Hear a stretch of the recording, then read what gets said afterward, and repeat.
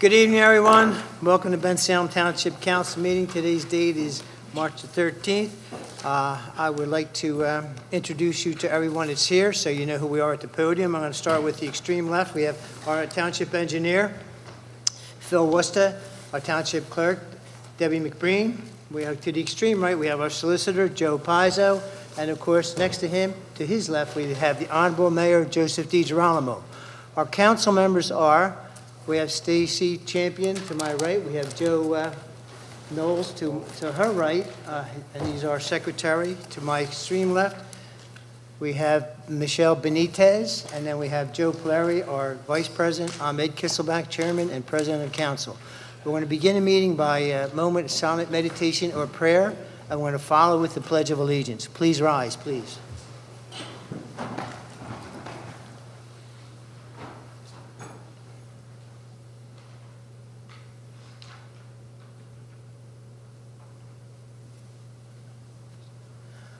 I pledge allegiance to the flag of the United States of America and to the republic for which it stands, one nation, under God, indivisible, with liberty and justice for all.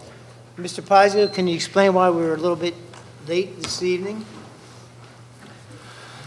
Certainly. The council met in executive session for approximately 45 minutes immediately prior to this evening's meeting. Present for the executive session were the 5 members of council, the mayor and me, and the very tail end of the executive session also included the township engineer. A single matter of pending litigation was discussed. No official action was taken during the executive session, and none is required as a result. None is required at this evening's meeting as a result of that executive session. Thank you, Mr. Pizzo. Moving on to agenda item number 2, which is public comment. That would be on any agenda items. You will have an opportunity to comment as the presentations are made to us, and in the latter part of the meeting, you also have a second opportunity to also comment on any item whatsoever. Not seeing anyone come forward on public comment on agenda items, move it to agenda item number 3. And this is the approval of the council minutes. This is for February 27th. I reviewed them. It didn't seem to be any discrepancies or changes, but what is your pleasure, ladies and gentlemen, on the council? If there's no changes, I'll make a motion we approve as presented. We have a motion on the floor. Second. I have a second on the motion. All those in favor signify with an aye. Aye. And against the abstentions, that is unanimous. You have an abstention. I wasn't present. So I want to do minutes when I wasn't here. You don't So have you can't TV? vote on it anyway. No, okay, thank you, I'm sorry. So we have a 4-0-1 vote on the minutes. Moving on to agenda item number 4. This is a consideration of a preliminary and final subdivision for Gibson Holdings, 1515 Gibson Road. Mr. Joe, is there, No. I'm sorry. The Yeah, know what? I just jumped past racing, yeah. the Parks race. I don't know what's with that. I don't know. I'm sorry. Consideration of a preliminary and final land development for the Bensalem Racing Association Incorporated, Keystone Turf Club Incorporated. And this is 3001 Street Road. This is CSD Convention Stadium District, and the tax map parcel numbers are, they all start with 02, and they continue with 001-56, 033-001, 003-001-001, and 003-002, 03-041-01, as well as 03-017, and 038-01. Could you repeat those for me, Mr. McGinnis? Please don't make me. Good evening. Mike McGinnis here tonight on behalf of Parks Casino. As Council President just noted, Parks owns and operates a number of parcels in the CSD district. They total approximately 452 acres. We are here this evening, as you can see with the rendering that's before you, to develop a 13-story hotel. This is the culmination of a plan which has been in the works for over a decade at this property, and we're very excited. 15? Well, I'm going to clarify that in a second. We got permission from the zoning hearing board for a building height of 158 feet. It was labeled 15 stories because of the 158-foot height, but it is technically a 13-story structure, which will have 11 guest levels. So that was an item that we discussed at the zoning hearing board and clarified at the planning commission. So while it's technically accurate to note that this is a 158-foot structure, it will be 13 floors with 11 guest levels. If you look at the ground level, actually, and this was one other additional item, it will be approximately 145 feet. I don't want to confuse matters at the outset, but Kyle can address that, who's So with the me from top floor will Langen. be numbered floor 13, is that correct? That's correct. I don't think Well, so. no, I mean, it's 13 floors, but we're not going to label that unlucky number 13 on the I don't plan. think so. The hotel, and if we can flip to the site plan, is going to be attached via a walkway to the existing casino. There are going to be a number of amenities at this location. Specifically, to touch on them briefly at the outset, there's going to be a convention center, which is going to host things like weddings and business meetings. There's going to be a very high-end restaurant on the top floor, which will have views south of the city and which will have great food. There's going to be a coffee shop, a spa, and a fitness center. One small item that came up at the zoning hearing board and we discussed at the planning commission, there was some conversation about, because of the various regulations in place, given that this is a casino, minors are not permitted to access different areas of Park's existing site. That will not be the case here with the hotel. So there's an opportunity for different events, local community events that can include, for example, members of local sports teams that could occur in this convention space, and certainly, obviously, minors can stay at the hotel as well. So in addition to offering a number of amenities for business members, there is a ability, again, that we're excited about to expand Parks' operation for minors as well as adults with this. May I ask what the square footage of the convention center would be? The banquet facility, the Yeah, do we convention have center? that depicted on the plan here, Kyle? I know it's like 102 foot wide by some length. Well, okay, he can look at that up, well, you can continue. All right, thank you. A lot of planning has gone into the layout and detail the site. The primary question as we've gone through the process is why the structure needs to be almost 160 feet tall. There was a question about whether we could stretch the building in terms of the width rather than the height. And again, Kyle can address that when he goes over the site plan, but really that's impractical for a number of reasons. There are site constraints which would prohibit making the building wider, but from a practical standpoint, Parks' team and their architectural team has done a lot of analysis in terms of what is the ideal layout for a hotel of this nature. We're going to have 32 rooms a floor. Part of this is obviously going to accommodate some older guests, and there's going to be hotel staff, and you don't want to artificially enlarge the corridors. Really, right now, even if someone looks at the site plan and says the hotel looks a bit narrow, that's not actually the case. The width, if you measure from the connection to the edge of the tower, is approximately 335 feet. So in terms of context for that number, that is longer than a football field. So if you widen the building any larger, in addition to some of the site constraints, you're actually making it quite difficult for some of the older guests and staff to traverse the corridors. So that were some of the factors that went into the design as to why this is going to be a 158-foot tall building. One of the other items that we wanted to address, because we know this is always a concern or a factor when it comes to any improvements, is parking. Parks does not have an issue with parking even on its busiest days, but from a calculation standpoint, this is something that we analyzed and went over with the township prior to submission of the application. And with this use, we would need a little over 8,000 spaces, and we have 9,373 on site. So even with this development approval, we would still have in excess of 1,300 spaces with this use. Of course, we are excited about the fact that this is going to add a number of jobs to the township. We think this is going to be a positive both for the Bensalem residents, and it's going to, of course, we think, provide an attractive opportunity for business members and other people outside of our community that are going to come to this site and be patrons. We think this is going to have a downstream effect, not just for the casino, but hopefully for other businesses and restaurants in the area when we can attract those sorts of individuals to stay at this hotel. I think it's probably self-explanatory, but we look at this as the continuation of an ongoing investment in the Bensalem community at this location. As you can imagine, it is a multi-million-dollar project. This is one where Parks prides themselves on delivering the highest quality product, and we look forward to that continuing to be the case with this hotel. As I mentioned at the outset, a hotel has always been part of Parks' plans. This is an opportunity finally to bring that vision to fruition.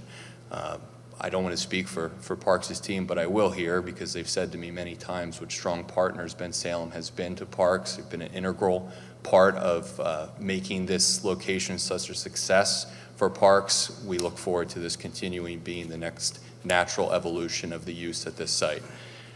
We have a couple of waiver requests associated with this application. What I would suggest, if it works for council, is to have Kyle McGeorge, who's with me from Langen, do a bit of an overview in terms of the site plan. I have John Dixon with me on Parks' behalf, who I know wants to address council regarding his vision for this site and why he's excited about this project. And then I'd go over the couple waivers that we have, if that's the council's pleasure this evening. Thank you. Well, did the council have any questions at this time? I have a couple of comments. Okay, please make them. One, I think the hotel is a plus for the casino because people come, they stay, it's less traffic on the roads, traveling back and forth because people do come and they do stay, in other places and travel back and forth, so it would help in that end.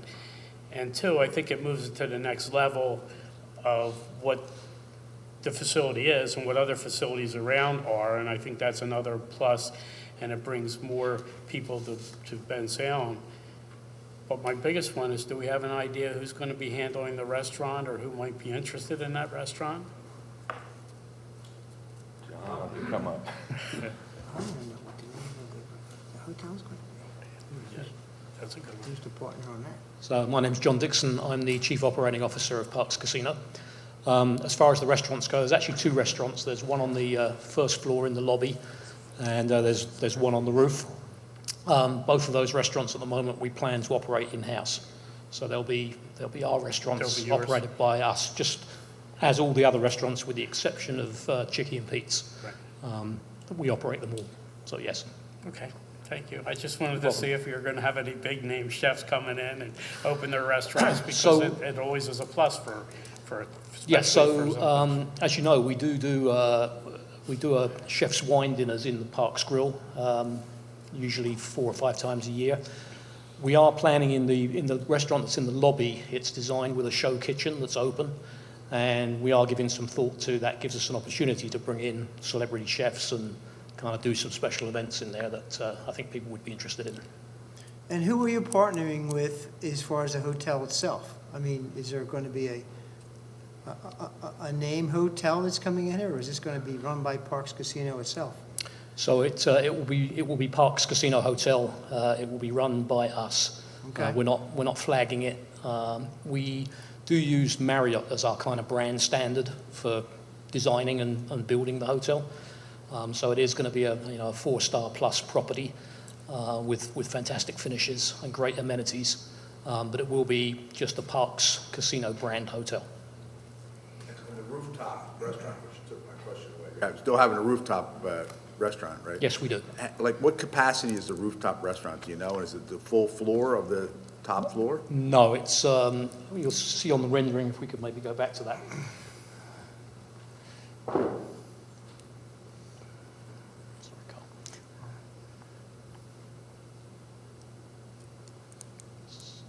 So it's that little box that juts out on the top. It goes about a third of the way along the building. That's the rooftop restaurant space. Okay. So it accommodates about, if I remember, it's about 260 people, something like that. Okay. About 260 And I seats, imagine I you'll be believe. able to have quite a view from up there, I would think, right? We believe you'll be able to see, on a clear day, you'll be able to see all the way to Philadelphia. Yeah. Sure. So what else is going to be on the top floor? What else? There's the high-end suites, guest suites on the right-hand end of the hotel as you're looking at it from the front. So there's a presidential suite and about, I think, 4 other high-end suites on that floor. And do you expect only the people to use this service of the hotel to be people that are going to the casino? Or do you expect other groups and other people and other type of activities to be using the hotel also? No, because we have the meeting room space and the ballroom space, we'll be actively marketing it for meetings, for weddings, for banquets. So there'll be, other groups hopefully coming to the hotel, using the hotel facilities, other than people who are coming to the casino purely for gaming. How many people would that accommodate? Say there should be no impact. Sorry. How many people would the convention and banquet center accommodate? It depends on what sort of meeting it is, but if it was, say, a banquet, we can seat about 800 people would be the maximum for a large banquet. The rooms are kind of subdividable, so they have movable walls, so you can adjust the size of the room depending on what sort of group of people you have coming. I'm sorry, did you answer how many people roughly you can fit in the ballroom? 800 For 800 a banquet. dinner, I it'd be about apologize. 800 people, yeah. Thank you. If the room was fully open. Yes, if it was all the petitions were open, it was one big room, you can seat about 800 people. So when you say conventions, are you going to compete for national conventions and? No, we don't have enough space for that. Yeah, So, yeah. it's more kind of local or regional, meetings and Okay. not really conventions that you would think of that happen, for example, in the convention center downtown in Philadelphia, Okay. where they have the big, like the flower show, the auto show and things like that. We're not anywhere in that league. Okay, all right. Close. But it'd be a good spot for people to have meetings, with Irish 200 or dance 300 people. competitions. Great idea. There you Great go. idea. Sorry. I'm planning. Okay. Nothing wrong with Happy to that. host. We're always looking for a place. Okay. Okay, so that gives us a general overview of what's happening there, what you intend to do. Any other questions at this time, council members? I Okay. just had, I noticed on the building and planning, not the building, the Bucks County Commission, Planning Commission, I apologize. My brain went somewhere else for a moment. They had said something about bike racks being installed.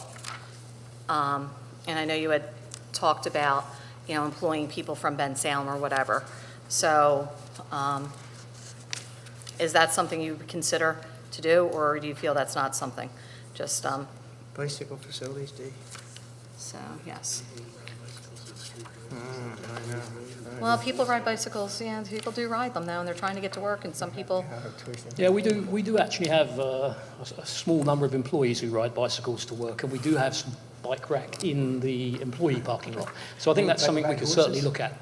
Yeah, yeah, because, I mean, it's definitely a lot of people use that as a mode of transport, so yeah, sure.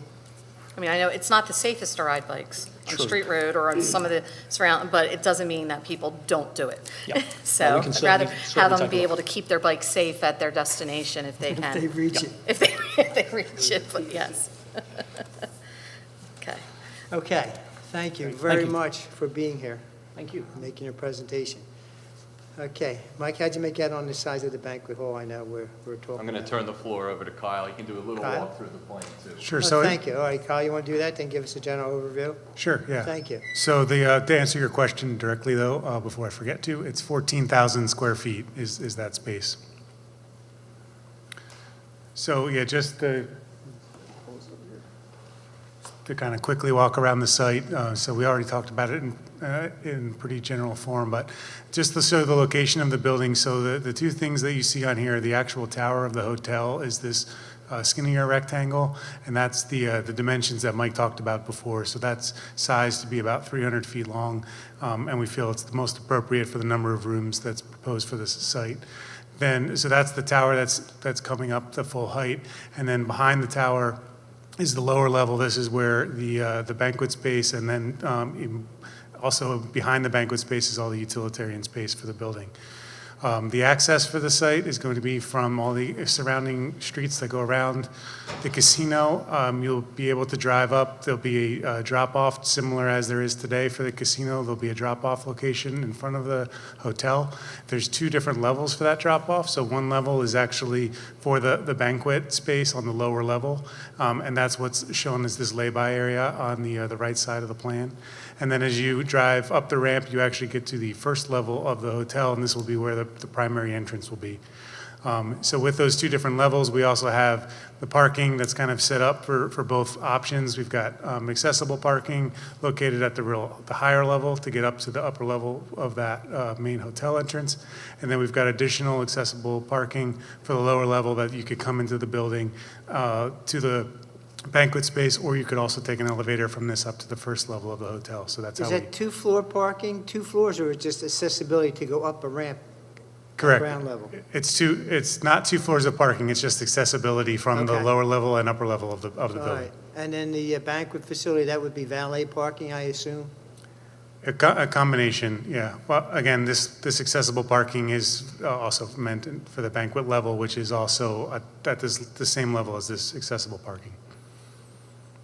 But that is the intent with this drop-off, is whether it's a combination of valet or Uber drop-offs, et cetera, but this is like a drop-off for that space. So the banquet facility is on the bottom floor? Correct. And then what's that gray area to the right that has all the little dots over here? So this is what's shown as what's called the event lawn. It's basically just going to be a lawn space, but with the opportunity to open it up for outdoor events. So green space? Actual green space? Yeah. Yep.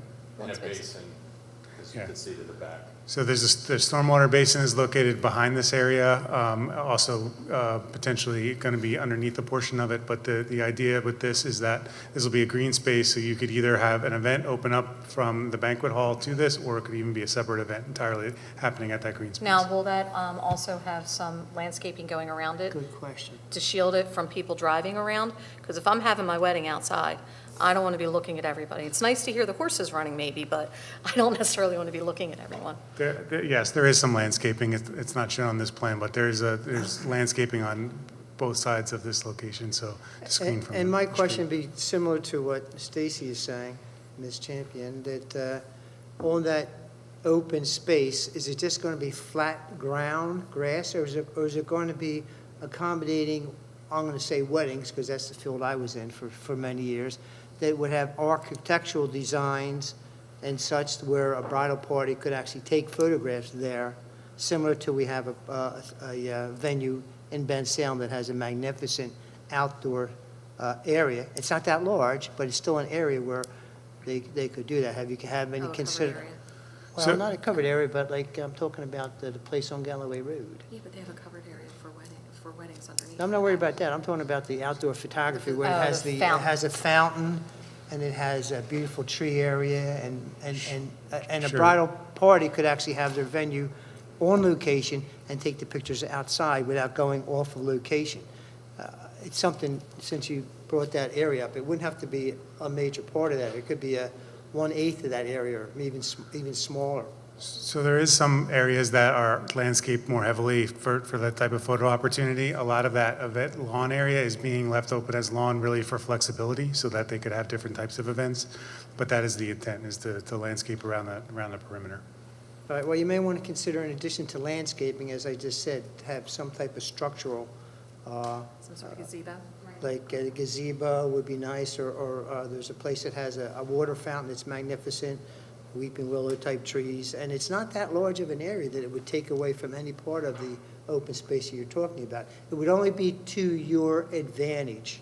Since it's such a magnificent thing that you're doing, it would only be an accent that would encourage brides to go on location, because as magnificent as it is out on the inside, a lot of brides, and I say this from experience, like the outdoor experience of having the photographs done in an environmental friendly area, not just on grass.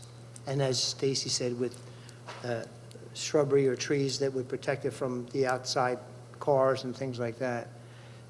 Okay. Something you don't have to do tonight, but it's something Yeah. if you're involved with the design of it that you may want to really look at. You Sure. may want to go on Galloway Road and look at venue right there that I'm referring to, and then there's the other place down on State Road. This also has a magnificent area to do photographs. And Bensalem Country Club is also quite a magnificent area that you might want to look at also and get an idea of something you can compete with. We'll be happy to take a look at that. Yeah, okay. Sorry to take that much time. No. That's okay. Yeah, so I'll say just lastly, since we walked around the front of the building, as I mentioned, there's a connection directly to the casino from the hotel that's proposed for this. Good. Okay. And then behind the facility, this is adjacent to the casino loading space is where all of the loading for the hotel is going to be. So it's all concentrated in one location. The loading, really, any compactor equipment that would be located is behind the hotel, located adjacent to where Parks does that currently. So it's really screened from public view by the building itself. And then there's a fire access route that's maintained around the back side of the site so that fire truck can get to both the back of the building as well as the front of the building. So back to your views about Philadelphia, I'm assuming there's going to be nice views of the track itself, so you can see the horses when they're running, because that From the rooms that are on the upper levels, because that is a nice thing. I know that somebody was there the other week and commented on social media. They were somewhere and they were able to look out and see the horse racing just where they were, wherever they happened to be. So they thought that was really neat to be able to see the horse racing. In my view, this takes it to the next level, being a destination. People want to come here because you have these other type of events, other type of the hotel, the conventions. You're going to bring more people in, and it's a destination now. It's going to bring people here to do that. That's my view on it, anyway. There are a number of, as you're mentioning, Councilman Poliri, a number of Parks' competitors or other casinos, both in Pennsylvania and in New Jersey, of course, have hotels on site. And Parks is one of, if not the most popular, poker room, for example, on the East Coast, and we're very proud of that. And this is a natural amenity to offer both people who are already coming to the site or other people who may not be coming to the site presently to attract them to Bensalem. So I think it works on both ends. As this moves forward, there's no casino in Pennsylvania that's going to compete with us at any level. That is our hope. So, for us in Bensalem, that's a plus, that's a positive. So that's just my view. Okay, all positive reviews from up here so far. So what else? Basically, you've given us a general overview. Do we want to go to the letters here and see what we're going to do in terms of waivers, requests? Yes, please. All right, let's go to TPD review letter. I think March 7th is what we've been working with. And it talks about the site description. It says 15-story, 300-room hotel. I have 416 rooms. Am I off? Which is correct? We have 11, 390, I'm doing the math in my head. It's 11, okay. Average is 30, right. Okay, so approximately 300. So it's only 11 floors of rooms, is that correct? Correct, As opposed, yes. okay, I was calculating on the 13. That's right, yes. Okay. So it's 11 guest floors, approximately 32 rooms a floor approximately, but some are going to have a few less than that. Okay. And a banquet floor and a lobby floor. We have, I think technically the banquet convention space is 2 floors. 2 floors. Yeah. Is there a pool in this building? No, that we don't have a pool proposed, no. So Hard Rock's got a pool, just let you Well, know. and if you have children that come, for events, they enjoy going to the pool. They sure That's where all do. the kids are too. They They are. going to the pool. Maybe that'll be the next line of family entertainment. That's that it. comes next from the casino. Buy another big lot. All right, we're going through So- the zoning ordinance. We have a variance of, you said 158 foot, then we have the off-street parking, which was granted the appropriate amount of the ADA parking spaces. Loading and unloading, we addressed that. And you have the future development of buffer yards. There shall be a 20-foot buffer yard and a planting strip. And number 5 was the yard adjacent to the resident district. Explain that one as provide, number 5, section 203, 593. Yeah, so 232-593 is because this is adjacent to an R11 zoning district, you actually have a 75-foot yard that's required, but then it's measured from a 20-foot buffer yard. It's always something that is a lot for me to digest, but it's basically a stackable calculation. So it's a will comply comment. All of the zoning comments are will comply comments and have been revised or will be revised as part of this plan. Okay, I'm sorry, I thought it was a variance you were asking. No, Okay, it makes sense. Okay, The only that makes sense. variance that we sought and received pertained to the 158-foot. Okay, Yep. that makes sense then, okay, I'm sorry. Now, let's go to subdivision and land development ordinance comments. Let me see. So everything, and we can handle this however you would like, but every item other than the 4 waivers which we're going to address are will comply comments, so we can either take it in tandem or just address the waiver comments. I would like to cover all these. Normally, we just go to the waivers, Sure. but since it's such a grandiose project, so everybody knows what we're doing, and we can also have a better, and as well as the public, have a better idea of what's happening and how you're complying with Yep. with our Certainly. subdivision land development ordinance. So we have section 1, and that's 201-41 preliminary plan requirement, the total tract boundary lines of the area being developed with accurate distance to 100th of a foot and bearing to 15 seconds should be shown on the plan. You're going to comply with that? Our first waiver request actually is an existing features waiver request from 201-41. It's one of our 4 waiver requests. So it is a waiver, I'm sorry. Right, not providing the total tract boundary. Kyle, if you can just briefly address what was submitted to the township as part of this. Phil, are you good with that? Yeah. Okay, Okay. that's fine, that answers that. And then that takes in section I, B, and C. Number 2, section 201-106, environmental protection and open space preservation. Correct, that's a will comply. It's an update to the plans, basically to note the limits of disturbance for erosion control. Erosion control, okay. And then number 3, section 201-112, motor vehicle parking facilities. Our second waiver request relates to 201-112AI. Specifically, there is a requirement for a planning strip to be, it says an average width of 10 feet and a minimum width of 7 feet should be provided between the edge of a parking area and the outside wall of the nearest building.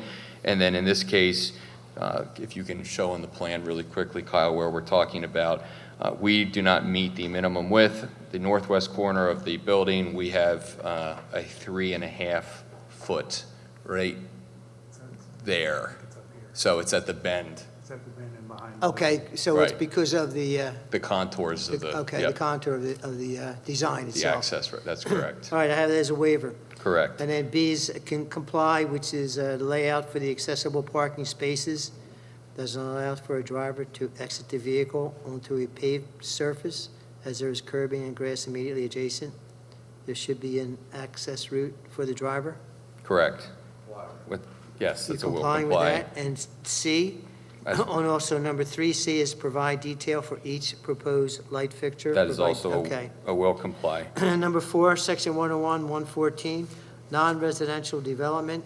Please provide the collection, station screening, landscaping, and turning movement to the location for the waste removal. The landscaping should be added to the landscaping plan.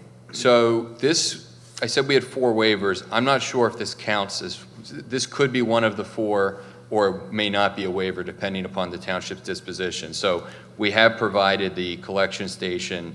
There's a compactor, and Kyle had noted that as part of his presentation. It's right to the rear of the structure, right next to the loading dock. It's already buffered with the building, so because of the way the access drive is situated, we don't have it landscaped. It's already buffered.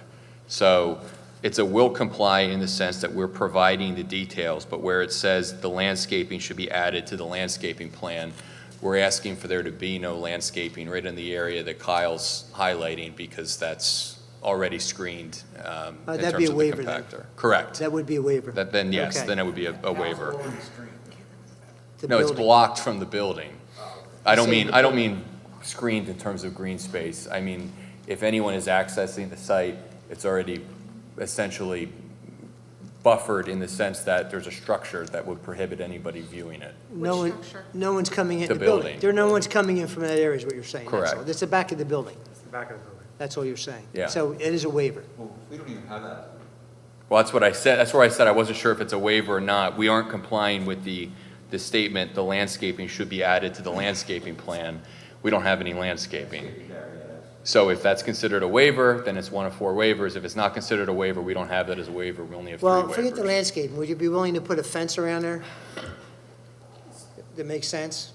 So the problem is we can't put a fence because it's right in the loading dock, like the. It's right in, the oh, it is at the compactor's loading gonna be dock. here, Okay, and I the got you. truck would be here. Yeah, Okay, that's where the truck comes in. I'm sorry. Okay. I'm thinking the truck Yeah. backed up to it, and I'm thinking, well, what's the difference? You put a couple of right, trees around or something. no, Yeah. But that's where the truck. So you that's why it's can't- infeasible, So you can't do a fence, is that correct? Correct. Because of the loading dock, it's right next there. that's right. And the only thing on the opposite side of the building is the other park's loading dock, so we would only be screening it From from a- another loading dock. So like, we're really just back of house in this whole area.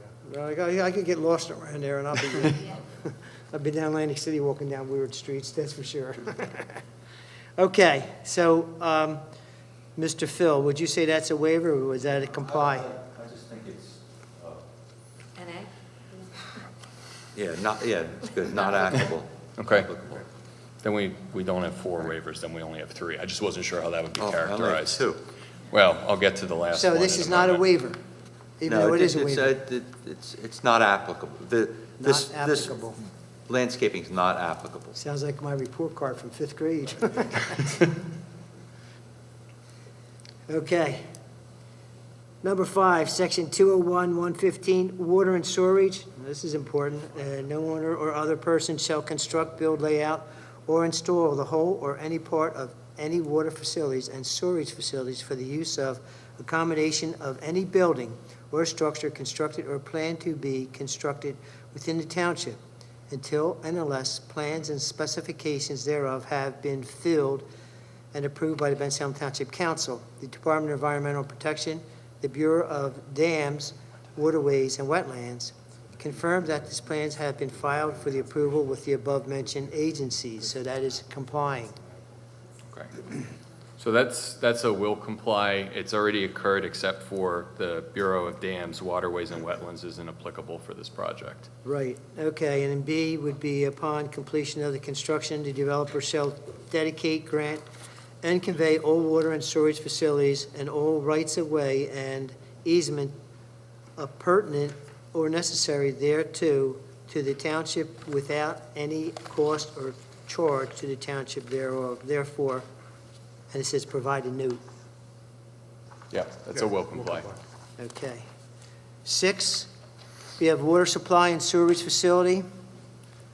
Please coordinate with the Bucks County Water Sewer Authority on your required equivalent dwelling units, EDUs, for the Park Casino. If needed, the township will add them to the Neshaminy Interceptor Comprehensive Management Plan, NICMP, once approved from the Bensalem County Water and Sewer Authority has been obtained. Parks is discussing with the Bucks County Water and Sewer Authority, and once an agreement has been reached, and documentation will be forwarded to the township for review. That's certainly a comply. Yes. And then, of course, the last one is there are 2 instances where the proposed sanitary sewer crosses under existing storm sewer pipes with clearance less than 18 inches. Please revise and ensure there are a minimum of 18 inches clearance. That's a will comply. Kyle can address that. It is a comply, okay, Yeah. I had it as a waiver, but okay, it's going to be a comply. Go ahead. If you want to, I was just going to say, we will comply with that requirement. We'll either hit the clearances, or the other opportunity that we can do is encase it in concrete, if there's anything less than 18 inches, if that would be acceptable. I'm sorry, you're talking to him as opposed to talking to me. Sorry. So I had no idea what you said. Sorry, so we will comply with the space difference between the sanitary and the stormwater pipe. And what I was saying was, if there's some reason why we can't meet that minimum spacing just due to the gravity slope of the pipe, the other thing we would look to do is encase the sewer pipe in concrete, which is usually an acceptable alternative to Okay, to so the that will be a spacing. comply Yeah. based on the approval of our engineer. Correct. How's that? So if you had to review that, then you'll have the authority to make that decision, okay? All right, that's good so far. It's pretty good for such a large project. Lucked out on this one, Michael. It'll come back to Okay, me on a stormwater, later well, one. that's because Park Casino is such a great organization. I have to say that sincerely from where I sit and what I say. Absolutely.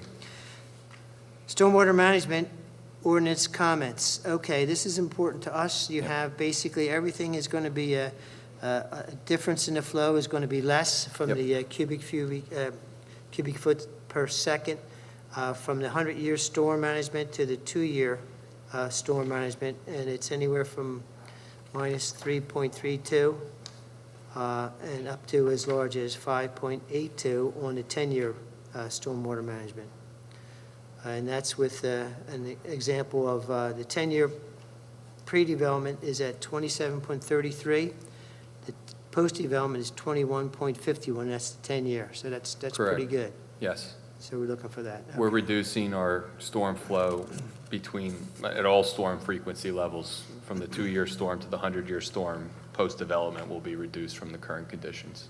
Okay. Is there any comments at this point from council members on what we've covered so far?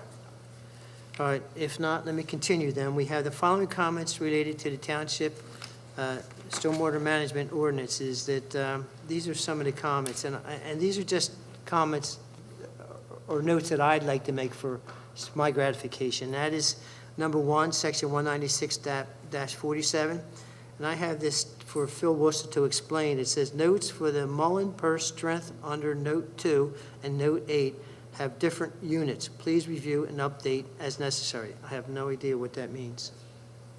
Phil? Okay, a real engineer. I don't know the specifics to go over, but I'll just say that there was an inconsistency on one of our detail sheets with the units, and we're going to correct that and fix it so that they're not inconsistent. We had 2 different units that were showing. So it was just basically a typo, if you will. Okay, all right, that's why I couldn't understand it. Okay, fine. I don't feel as dumb as I thought it was. I just look it. Okay, section, and also, I don't know why I have this as a waiver, but I have a subnote on this also. It says, Section 2, 196-61, design criteria. Storm sewers, which parentheses says pipes and other structures, shall be reinforced concrete pipe, have a minimum grade of 1/2/0/0, and a minimum inside diameter of 18 inches.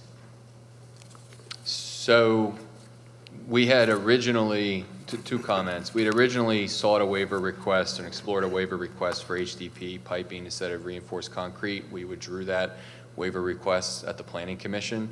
But the waiver request that exists, which is the third waiver request that I was previously mentioning, is from 196-61B, where it says a minimum of 2 feet of cover shall be maintained over all storm drain pipes. The top of storm drain pipe shall be at least 1/2 foot below subgrade elevation. Please ensure the design meets this requirement.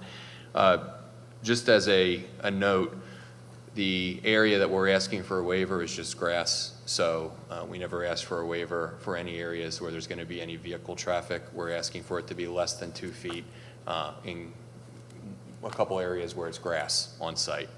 The shortest depth is, I believe, 1 foot. Correct, Kyle? Correct. Phil? And you're using the plastic pipe? And we're using RCP. So you're going to go 12 inches and using an RCP pipe, is that correct? And that will be, Well, I'm fine with it. I'm just curious as to more of the reason why. Well, we got told by the township at the Planning Commission that they would not support a HDP pipe. So if the township is interested in HDP piping, we would be fine with that. But that's why the pivot occurred at the Planning Commission meeting. yeah, Isn't that what we've been? That's what we've been moving doing. forward, We Jerry? just haven't changed. very good. Yeah. Was there a We were trying to be accommodating since the request, we were told they would not support the relief. If, We will. So. yes, if it's Yeah. possible, let me, can you put this to, give me the latitude to make that appropriate change? Yeah, I would, and I think all of us would, actually. Yeah, we And- can, Yes. because Yes. the planning commission is an advisory board, so we don't have to do exactly what, You know, we can switch and do it the right way. Right. This was, there had to be some underlying reason why we would have said go back to concrete for a particular one that was in grass. Anything But this related wasn't us, to, this was the planning commission, not us, so you're pushing the plastic. Oh, you said the because of planning that. commission said that? Yes. Correct. Not you, the planning commission. Oh, no. Sorry, I would- Stacy. It wasn't engineers. I was so caught up that we were. Fire trucks? Someone said we want it. Is this in the grass? It's in the grass, so Were they thinking about fire trucks going across it? I don't think the planning commission was specifically commenting on the pipe in grass or not in grass. They were just saying we wouldn't support a waiver for using RCP pipe and using plastic pipe. So And maybe we- they don't realize that you've been going to. Yeah, They should, I'll make sure that's. Yeah, I think- right. Then this would be a waiver, and we clearly support that. so then the rest of the piping is going to be determined by Eight- you relative to the progression of the Yeah, project. if is there's that a reason correct? to have concrete pipe, we'll have them put it in, but I can't imagine. I agree. I think we all agree Yeah. with that. Okay, so you have the latitude to go back to the RCP piping, which should be less expensive, I would think. I'm sorry. Oh, I'm sorry. The plastic piping. The plastic stuff, too. Yeah. Okay, I that understand. won't decompose. It won't. Okay. All right, we have that. Okay, I'm glad we followed through on that. And then I have in general comments, that's the next paragraph. I have sheets SW 501, detail 2, RCP trench detail has a note reference. Note 3 does not exist. Oh, please revise. So, okay, looks like another typo. yeah. Go. Yeah, go ahead. So some of these notes, these comments are specific to RCP versus HDP. I'll just say we will comply with adding the notes in accordance with what the engineer is requesting Okay. for the pipe that we will be using. Some of those go away now that we're going back to It's a HDPE little piping. unclear now. It will comply. Will comply as appropriate? Yeah. Yes. Okay, then I'll jump to variances of 158 feet as compared to 100 feet, which is normal. And our waivers, I do have 2 waiver requests. I'm going to go over them once again to make sure we're on cue, which is 201-41D3, to not require the total tract boundary line of the land development to be shown on the submitted plan. That's a waiver. correct, yes. And then number 2 was 201-112D, to not require the planting strip, an average width of 10 feet, and we've gone over that minimum width of 7 feet to be provided between the edge of the parking area and the wall nearest. That's correct. That's with the curvature bend. area there. Yes. And that's the only 2 waivers that you're requesting. Now with the, yeah, B, number B. the HDP piping and B, the 196-61B relating to the depth in the grass areas to be less than 2 feet in some areas. Okay, all right. And that covers it, yes. Okay, now, well, let's take you a little further from there. As we continue on, we have the Bucks County Planning Commission. They have their review. I don't know that there's anything in there that we need to, oh, there's one aspect. Let's go from the one thing that I picked up on. Stacy picked on the bicycles and things, and I have number 7. I'm sorry. No, I said I agree with you What's that? on number 7. Oh, okay, I didn't say No, that. 4A. Okay, well, you have 4A too?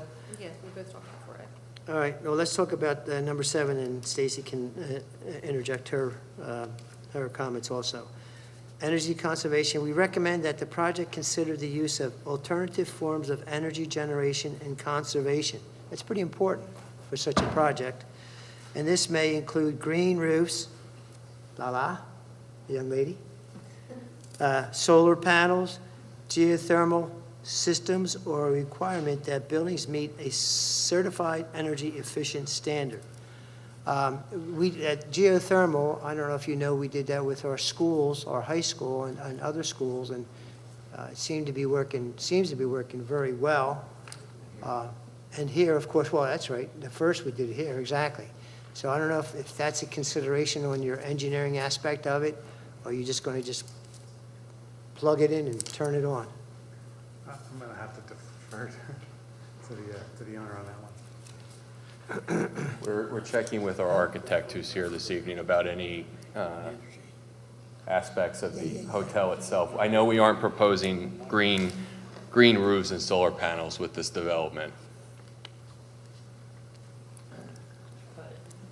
I mean, we can say that we are meeting all the relevant energy codes for the project, so I'm sorry. we have looked at some things like solar panels and things in the past, and because we're such a large facility with the casino as well, and it's all essentially one building, the amount of solar panels we would need is such a huge area that it just I didn't doesn't even make any mention sense. solar powers.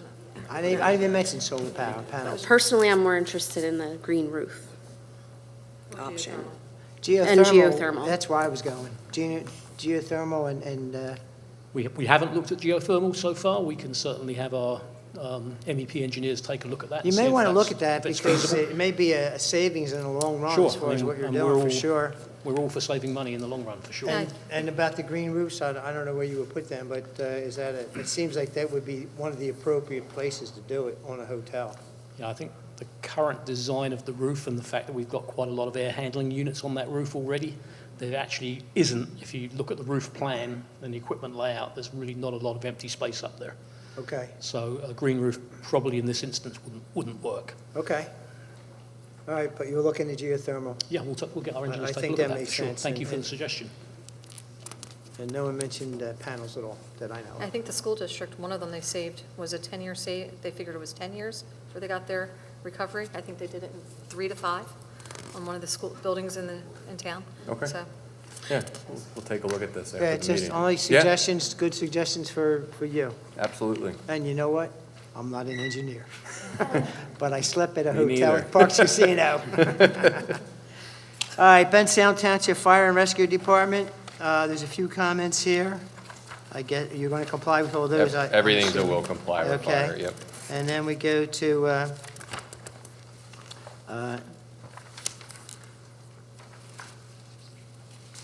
fire lanes, 20 inches in width, 20 foot in width.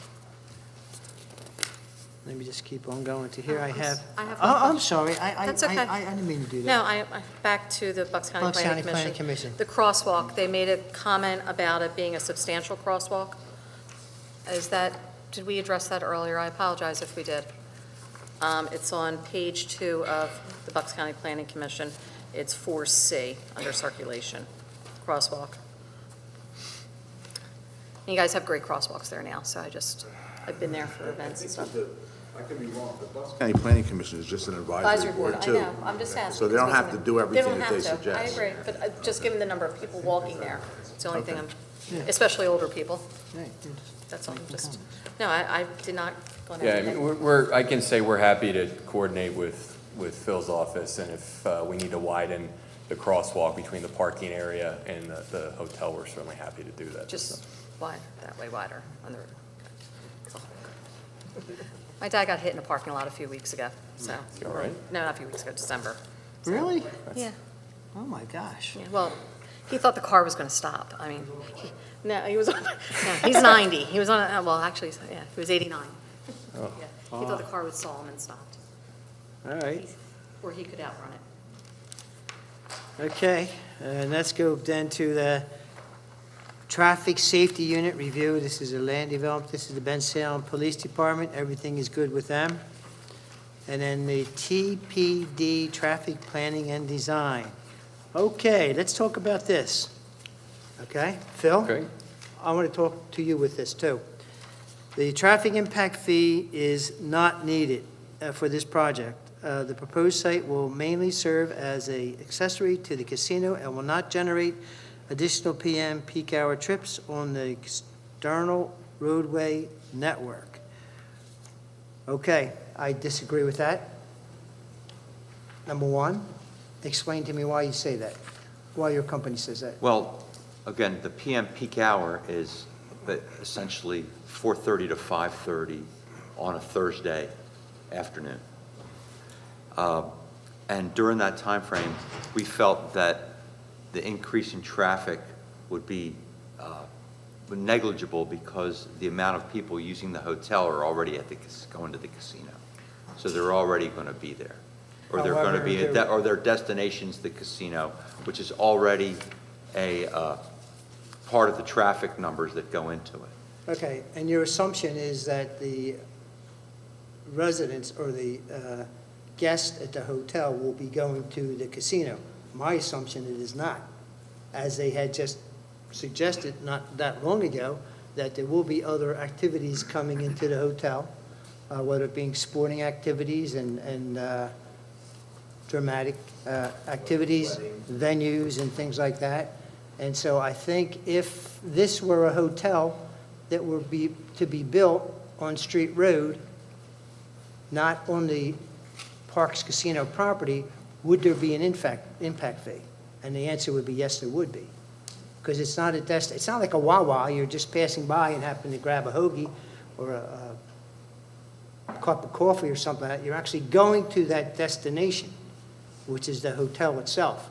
And it doesn't necessarily mean that because you're going to this hotel that you're going to go gambling or even going to the Parks Casino itself. And that's my assumption.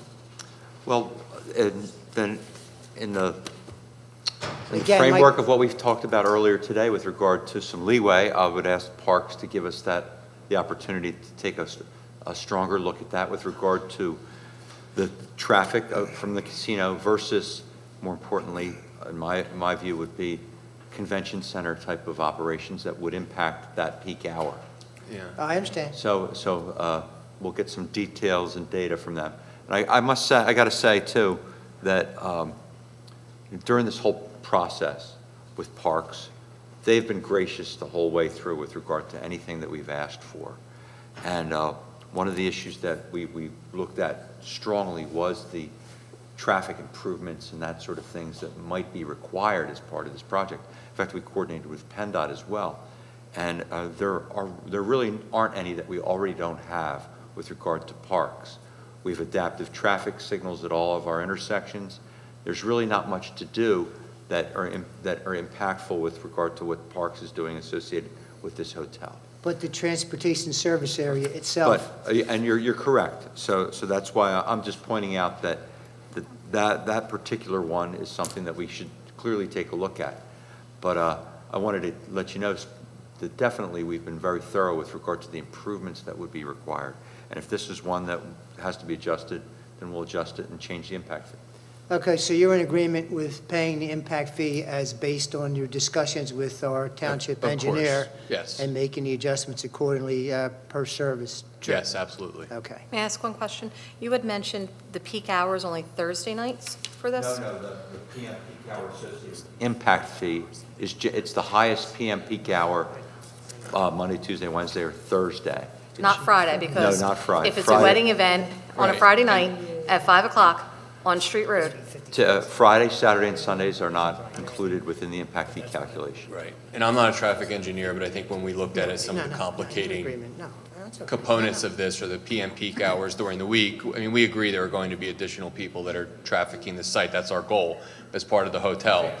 But specifically during the PM peak hour during the week, probably not as much as you would see on the weekend, for example. Correct. Just, yeah. The nature of the business. And that's part of the ordinance. Impact fee law, so. It's Act 209, exactly, Right. which we know. Okay, but we can negotiate a reasonable amount. No, well, to pay for we're going to impact take a fee. look at it and Yeah.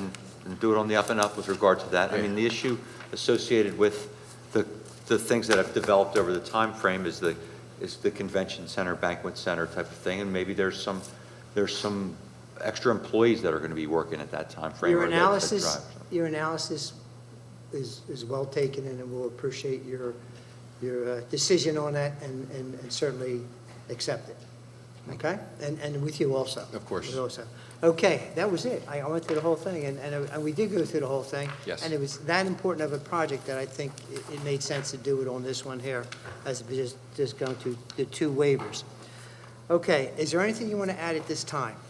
I do not. I would just Okay. reiterate what I said at the beginning, which is. Everything was fine. The township has been a great partner to Parks, and we look forward to continuing the natural evolution of this site, to continue to attract additional people here and make this a true destination in the township. And I would say, in response to that, that all of us up here also appreciate everything you do for the township, and your partnership with the township has been extremely generous, I'll say that, in terms of activities and different associations, and as well as the township itself. So Thank you. we love you as our neighbor. Not years ago when we were trying to get the water and sewer money from you, we wouldn't pay us for that. You Is remember there- that, Joe? Yeah, I know.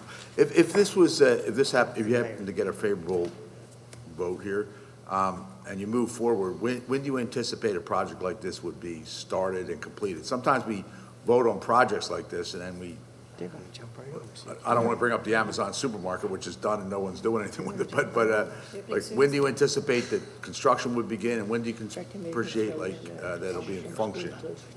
Okay. Our goal would be to begin construction as early as later this year, and it will probably be, in sum, approximately a 2-year process to be complete. But this is not speculative on our part. We're eager to move forward. So hopefully, later this year. Okay, so you think a completion date might be in 2025, something like that? Yes. You have a grand opening? Okay. Yep. Did I hear you say you're going to put a 9-hole chip and putt in there too? Did I hear That's in that? the lawn area. That lawn area, you get to make your own club, right? All right, anyone else? I see your, I do have a question. okay, please do. I'm assuming that you have coordinated with the police department regarding security matters and measures. And can anybody just speak to that for me really quickly? Thank you. Yes, there's been a dialogue between Parks and the Township Police, police and fire. We know it's any project, but particularly this project is going to be, critical to make sure we have everything satisfied from an EMS standpoint. And, we envision this being as John mentioned, a 4-star hotel, and it's critical that we keep this safe. So we have been in and we will be in dialogue with the police moving forward in the process. It's going to be adequate security, it's going to be well lit. We're going to take all the necessary measures to make sure this is a safe and high-end property and project. Okay, and that won't be a burden on our taxpayers? Well, I think I don't want to disparage any of the other operations in the township, but I think the goal of a hotel of this quality, when Parks running the hotel themselves as opposed to some outsourcing to a speculative flag, they're very clearly going to take the utmost pride in the operation of this hotel. So I do not believe, I know there's been some burden on the township police with some of the other hotel or motel operations in the township. This is not that. And the effectiveness of this hotel with Parks' own name on the building speaks volumes. So I have the utmost confidence that they're going to do everything the township would expect of them to deliver a Class A product here. You're going to have a lot of private security there by. Yeah, it's not, we're not just going to be relying on the township Yeah. Will the police, of state course. police be responsible for the activity within the parks? No? No, by regulation, the state police are only responsible for the casino floor Okay. and not Just- for any other area of the All right, building. fine, I wasn't sure if Yeah. it would extend it to another building and such. No. Okay, fine. We do work very closely with Bensalem Police, and we actually pay for Bensalem Police to be present on the casino floor Right. as well, there's a fee certain that hours of the you week. pay the Yeah. department itself for being So on we're board with it, happy to right. do that. So that would be an extension of the agreement? Yeah, You would Mr. President, could I imagine. just add something to that? Yes, That- please. The past practice of them using our Bensalem police, it's not on the taxpayers. They pay for the police officers that are there when they use them. They do a phenomenal job and work very close with our police department and fire. So they do work with them, and there's no burden on us. As a matter of fact, they pay for our EMS every year. They send a check for $85,000 over and above everything else. So they have been great business partners in the township. Thank with you, that Mayor. and That's that. what I was getting at. okay. Thank you. And I have one more question. Please Your do. 2 buildings that you currently have, the racing center and then the casino, how tall are they? Just so we can think, I didn't, I The could've looked it racetrack up, but I did building not. is the tallest. It's just over, I believe it's like 104 feet. Okay, so this is not, when you look at the property itself, it's going to be higher, but it's not like looking at, I'm going to use the movie Up, where you had the little house and the giant buildings. The hotel is not going to be giant versus the other buildings. No. So when you're looking at the project, you're not going to go, oh my God, there's that monstrosity. Because I know one of the comments from the Planning Commission was, we don't have many buildings that tall in the county. Well, I think we do have some. We have the Sheraton in Middletown, and then we have your two buildings. So, and then we have some other buildings. So I just wanted to clarify that for some people that are going to say, well, 158 feet. Thank you. And the good thing about this, it's in the middle of a large, wide-open property, not looking down into somebody's backyard. You're going to have a lot of open space and other things that are going to block that. So I just, it works out fine where it's placed. Okay, not hearing any other questions from our council members, I'm going to ask, would anyone like to come forward and comment on this project, whether in favor of it or not in favor of it? Not seeing anyone come forward, I'll ask for a motion to be put on the floor. I'll make a motion that we approve Bensalem Racing Association Incorporated Keystone Turf Club Incorporated, 3001 Street Road, tax parcels as they're presented. Zoning classification is CD. That they will comply with all the necessary things with the township for their approval, that we approve the 2 waivers that requested, and you work together with the township on the extra money if needed for traffic and so forth. I think it was that third waiver. And the third waiver was... For the piping. Piping, yes. You're going to use the piping the township considers, and you work together with the township engineer on any other questions or things that might be needed. Joe, is there anything else we need? No, Mr. Palaria, I think, if I understood you correctly, insofar as the TPD review letter of March 7, 2023 is concerned, all of the items set forth in the letter are will comply items.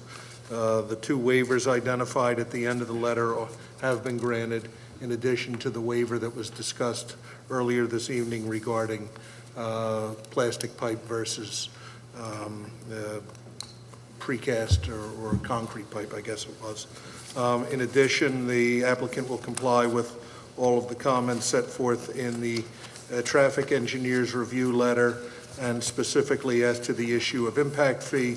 The township traffic engineer will take a second look at the impact fee consistent with the discussion this evening, and the applicant will comply with the determinations of the traffic engineer in that regard. Okay, there's the motion to put on the floor. Do I have a second on the motion? Second. We have a second on the motion. Any additional discussion? Not hearing any. All those in favor signify with an aye. Aye. Any against? Any abstentions? That is unanimous. Thank you, gentlemen. Thank you very much. Good luck.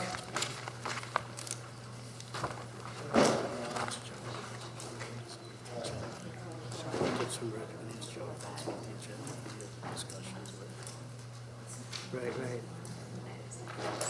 I thought he did. Joe? Mr. Pison? Joseph, how we doing with Gibson Road? Off on or? Mr. McGinnis, for agenda item number 5 and 6, council is going to table that item to a date certain of the next council meeting, which is March 27th, I believe. That is agreeable to your client? It is, thank you. So a motion from council to that effect would be appropriate, Mr. Kisselbeck. So moved. All right, it's agenda item number 5 and 6 would be appropriate with it too, okay? And what's the date? 327. March 27th. Okay, fine, I have a motion, I have a second. All those in favor signify with an aye. Aye. And against, any abstentions, unanimous. March 27th, it will be for Gibson Holdings LLC, agenda item number 5 and 6. Okay, we have consideration of a minor subdivision, number 7, for James Doherty. 6008 Grant Avenue. This is a single-family dwelling, R1 residential. Is there anything we should know about this, Mr. Pizzo? Two things. One, I failed to mention that the notices of advertisement Oh, of the hearing on the Parks? Parks Yeah, that's Hotel my fault. were provided, and they were in order, so the record for that hearing should reflect that the appropriate notice was given to adjacent property owners. Mr. McGinnis has provided me with a copy of the notices here as well. It should be noted that this application was originally scheduled for the council meeting of February 27, 2023. At that meeting, the hearing was tabled to a date certain of this evening, so the notices for that hearing appear to be in order. Thank you. Okay, we have someone, jeez. I'm here again. Good Okay, evening, well. Mike McGinnis, behalf of Pounder Mensch LLC. I have Jim Doherty with me, who's the principal behind the entity that owns the two parcels which are in front of you for your consideration this evening. I also have Jim Oakes from Tri-State, who is standing with me and who prepared the plan which is in front of council. My client owns and say operate, but the one parcel is vacant, but owns two parcels near the intersection of Texas and Grand Avenue. They're zone R1, and they are very oddly configured. And Jim, if you can highlight the parcel, the elongated parcel on the left here. Right. Yeah. So the 2-55-175 parcel is a 25 by 225 foot parcel, and the other is shaped like an L, which is a 0.63 acre parcel, and that is 2-55-201. Correct. So that parcel, the second of the two parcels that I mentioned, is presently improved with a single-family detached dwelling. It fronts on Grand Avenue, it also fronts on Texas Avenue, and it technically fronts on Florida Avenue, which is a unopened paper street that leads to nowhere. The proposal is essentially, whether it wants to be deemed a lot line change or a minor subdivision, but it's a proposal that would take two, what I would suggest are very abnormally configured parcels, and to create and really rectify a situation by creating two more normally configured parcels. So the result of the lot line change would essentially be to eliminate the elongated narrow parcel, to still provide certainly adequate acreage for the existing improved parcel that fronts on Grant, eliminate it as an L, and then have one parcel that fronts on Texas Avenue. That parcel would then be improved by a single-family detached dwelling. The house will have approximately a 1,320 square foot footprint. The area on Texas will have street trees, as you can see on the plan, curbing, and sidewalks. So when we touch on the waivers in a minute, all of our waiver requests correlate essentially to the Grand Avenue portion of the property, which we're not improving or affecting because there are no curbs and sidewalks in that area of Grand Avenue, but the improvements would exist along the Texas Avenue newly configured parcel, which would have a single-family detached dwelling. I will also note, if you look at the plan, there is a fairly heavy buffer in terms of the tree line between the portion of the new, I'm going to call it a new lot, but again, it's really a newly configured lot that fronts on Texas and the adjoining property, if you look to your left. So that tree line is being undisturbed. That will still remain. And again, the end result here is, I think, going to be two more normally configured lots. I will also note that there is an odd situation with the paper street on Florida Avenue, where there's some paving that exists. It's a pre-existing condition. I certainly don't think Florida Avenue is ever going to be opened. It's been in existence for over 21 years. If there's any concern about some thought that, because it's technically a paper street, there could be a future subdivision, I would have two comments to that. First, there's just not the dimensional capacity. The R1 district has a 12,000 square foot minimum lot size.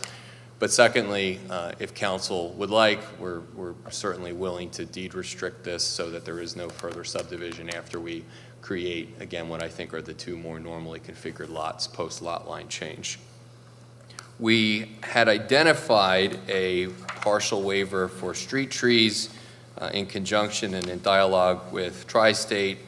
We think we actually comply with that section, so we can eliminate that as a waiver request. I can go through the letter, but just as a preview at the outset, we are asking for a waiver with respect to sidewalk installation, again, not along Texas, only along Grand Avenue. Curbing, not along Texas, only along Grand Avenue. We're willing to pay fee in lieu for both of those items. And we have a requirement for stormwater management purposes of grading within 3 feet of a property line that Jim can highlight if council would like to discuss that in greater detail. Otherwise, the only other waiver is to provide an aerial of the existing features on site. Everything else is a will comply. TPD's review letter, I think, is very clean. It's approximately 2 pages, and we'd be happy to answer any questions, or if council would like, Jim would be happy to do a little bit of an overview of the existing features in the plan and what we're proposing this evening.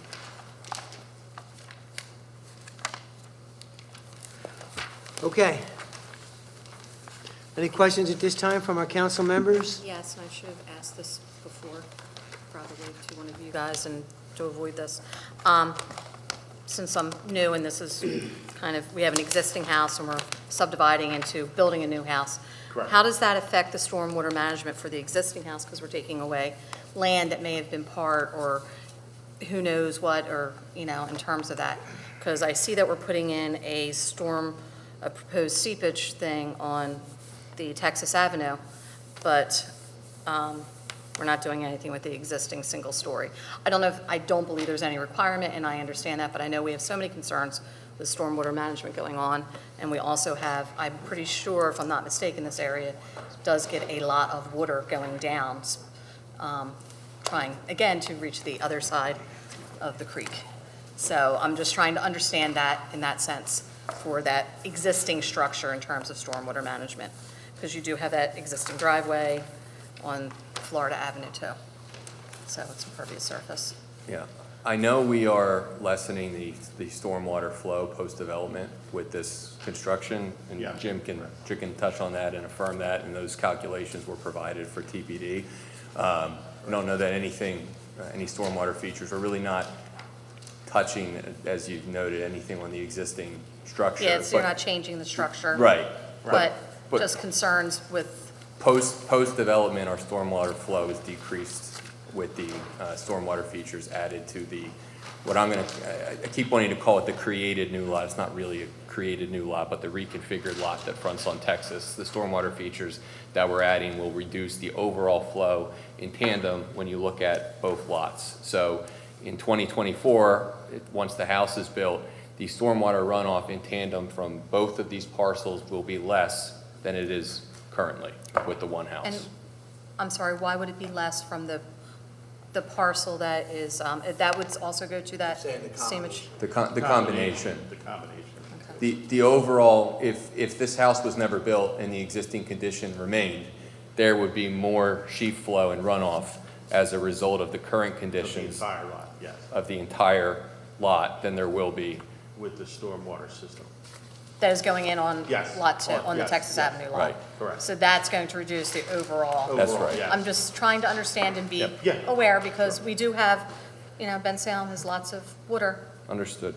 So the calculations were based on the final 2 lots, which at this point was the 1 lot, or with subdivision different, but it's based on the entire 2 lots in the final analysis compared to the original, Yes, that is because I know exactly what you're saying, right? Yeah, You're that's- taking that much ground away from the first lot, so there's a change But that. I think in most cases, when we have an existing lot and we even subdivide a lot off it, that's a very large lot, we only do stormwater on the lot, the newly created lot. I know, but I'm just thinking of. I know, but they don't we- normally do that. We may not normally do it, but it is a consideration, given Yeah. we have so many issues with flooding and different things going on and discussions that we have revolving around stormwater management. So are you in agreement with this?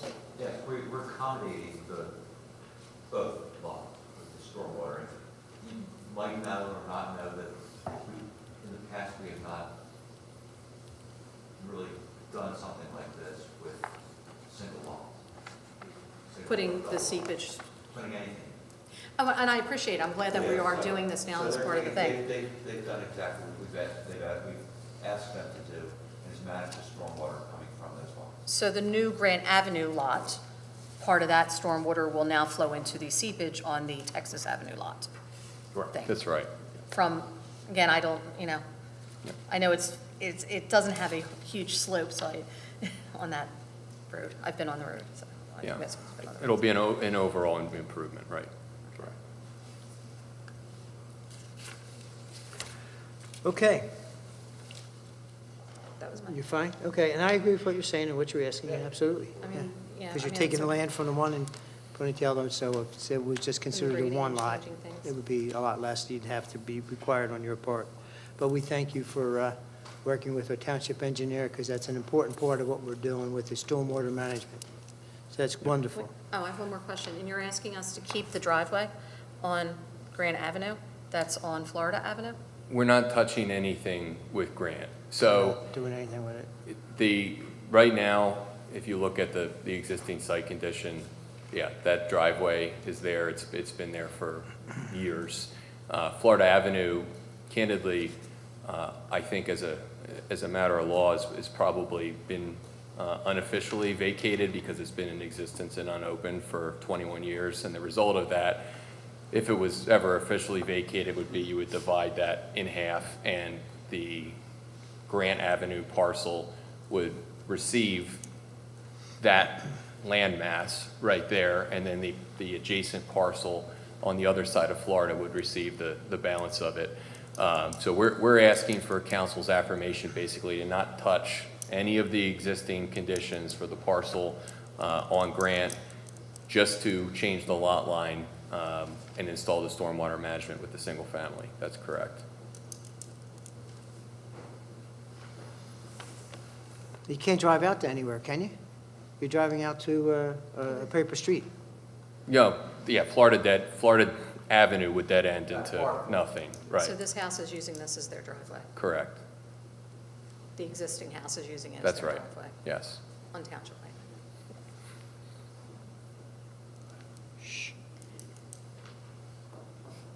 Okay. I love paper streets. Do you- That's why we vacated. Okay, subdivision and land development ordinance, let's go there. How about if we go right to, we'll skip page 2 from TPD, date January 27th, 2023. Let's go right to the waivers that you're requesting. I don't see any zoning issues. No, so we'll comply. Our first waiver is 20141D, which I had referenced. That is it's the existing features waiver, again, that was referenced in the last matter. We have a partial waiver from 201-104 regarding. Let me stop you from there. Let me go to page 3, if we may, on the same Sure. letter. Yep. If that's okay, Michael? Yeah, absolutely. Okay, and then let's talk about these waivers here, which is number 1, section 201-82B, from providing the entire development in a plan Plan view. view? Yeah. What are you asking to do there, if I may ask? I label it an existing features waiver, so we typically submit an aerial for the Okay, so you want to township. use an aerial? Okay. Correct. Okay, that's fine. So you're asking for a waiver on that, number two? That's right. Number two is Partial 201. waiver from the providing of a sidewalk? That's going to be where, on what, Along Grand Avenue, Grand Avenue? since none exists currently. Yes. Grant and curbing with sidewalk as well, I would note.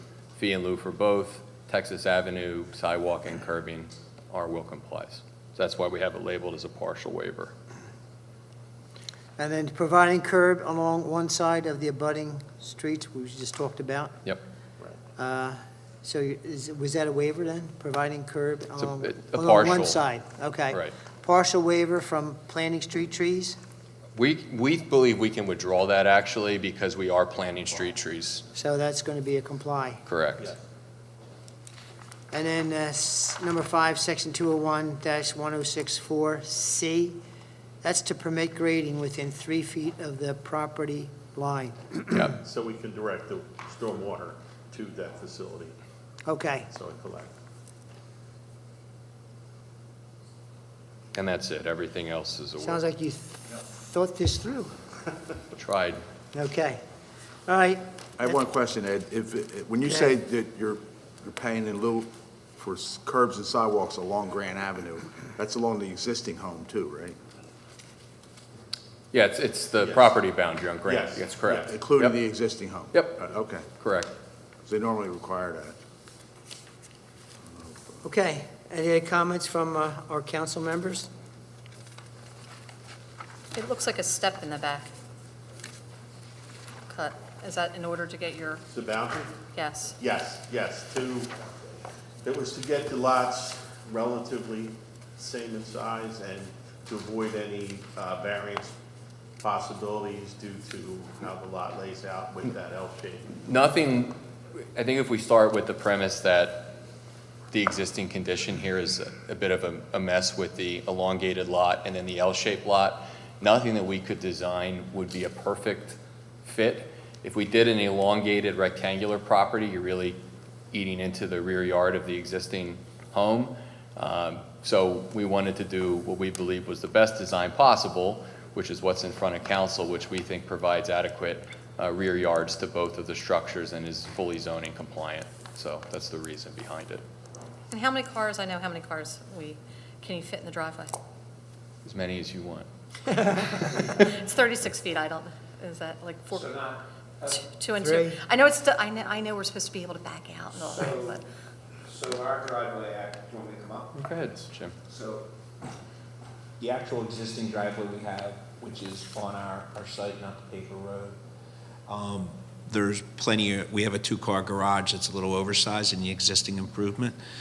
We could easily park 3 cars in there.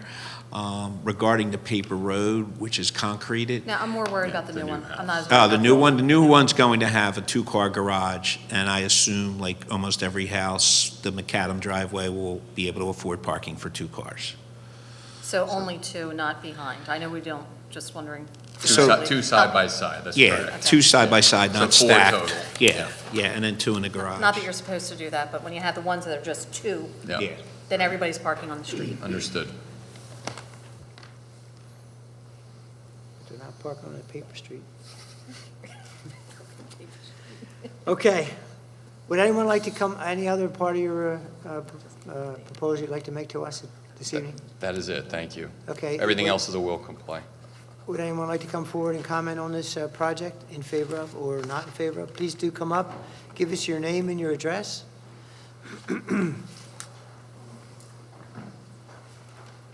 Welcome.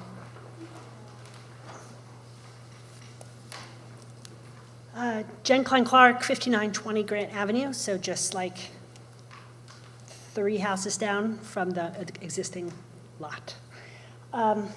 So I have 3 points. 2 of them I think might have been addressed, so I'm more asking for confirmation. The tree line is staying as is now? Correct. Yes. Okay, because I feel like that tree line is an important characteristic of the neighborhood. So, okay, so that's answered. And so that would probably then be a pre-existing plan for any other further development that happens in that neighborhood, to keep that tree line? What else Is would be that developed? too presumptuous? Yeah, no, we're not touching, the tree line is It's going to 100% stay. Okay, great. So then, the water planning, is it then going to be considered that when somebody is taking on that lot taking on a lot, that it would be the responsibility of that new subdivision to deal with that water? Yes? Yes. Okay. Because right now, we have a paper street that's with our property that now is just like not being managed. So it'd be great to think that is something that could be handled. So are you talking about Paper Street? The paper street piece, yeah. We're one house over from the lot adjacent to Florida. So the paper street on the other side of that house, that lot is Oregon, and then we're on the other side of that. So not my paper street. No, not your paper Not street. your paper street. So, but For the, I don't mean to, No. for the new home, there would be what we call an OEM or stormwater agreement that would come from Mr. Paizo's office. It would be executed, it would be recorded against the property, and would be a covenant, basically, that homeowner has existing responsibilities with respect to any stormwater management and stormwater installations that would occur. And if they don't follow that, the township would have enforcement rights and things of that nature, so that would be recorded against the property. So, I didn't, are we asking that? Are you asking No, about you can hop in. stormwater on your paper street?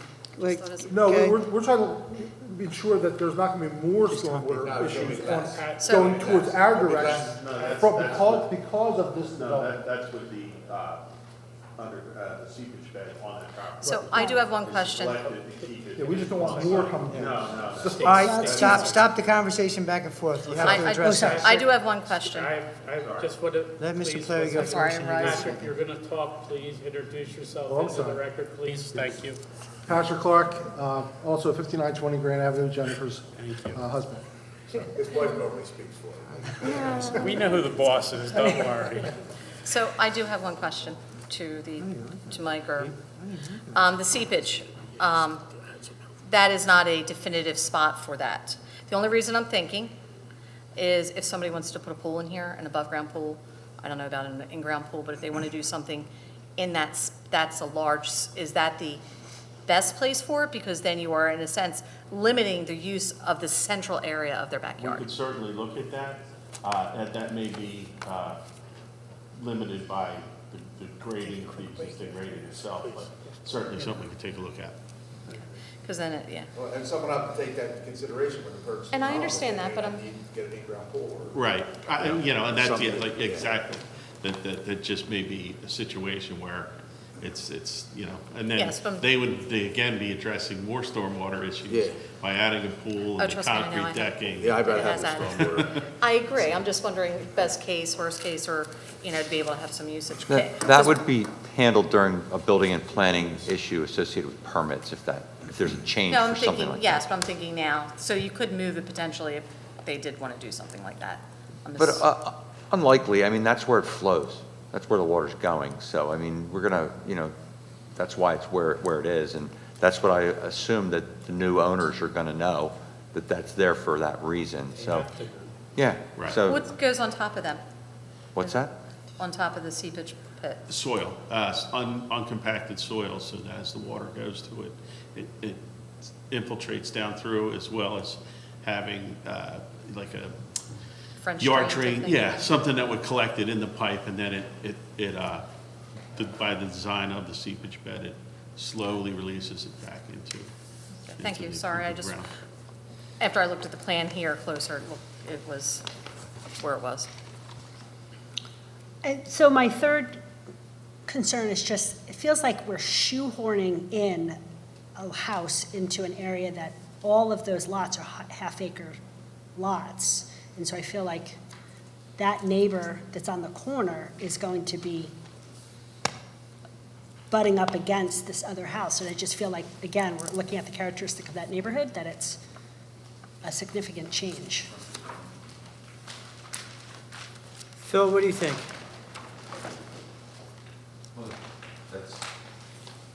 That's just an opinion. I mean, I think what they're proposing is perfectly They appropriate. didn't need a variance for the size, and that means that The lot they're building fits into the zoning requirements for that area. Even though some people back there may have much larger yards, it's not a requirement of the neighborhood that everybody have large yards. They have the permitted size yard for a new property. What's the district, Phil?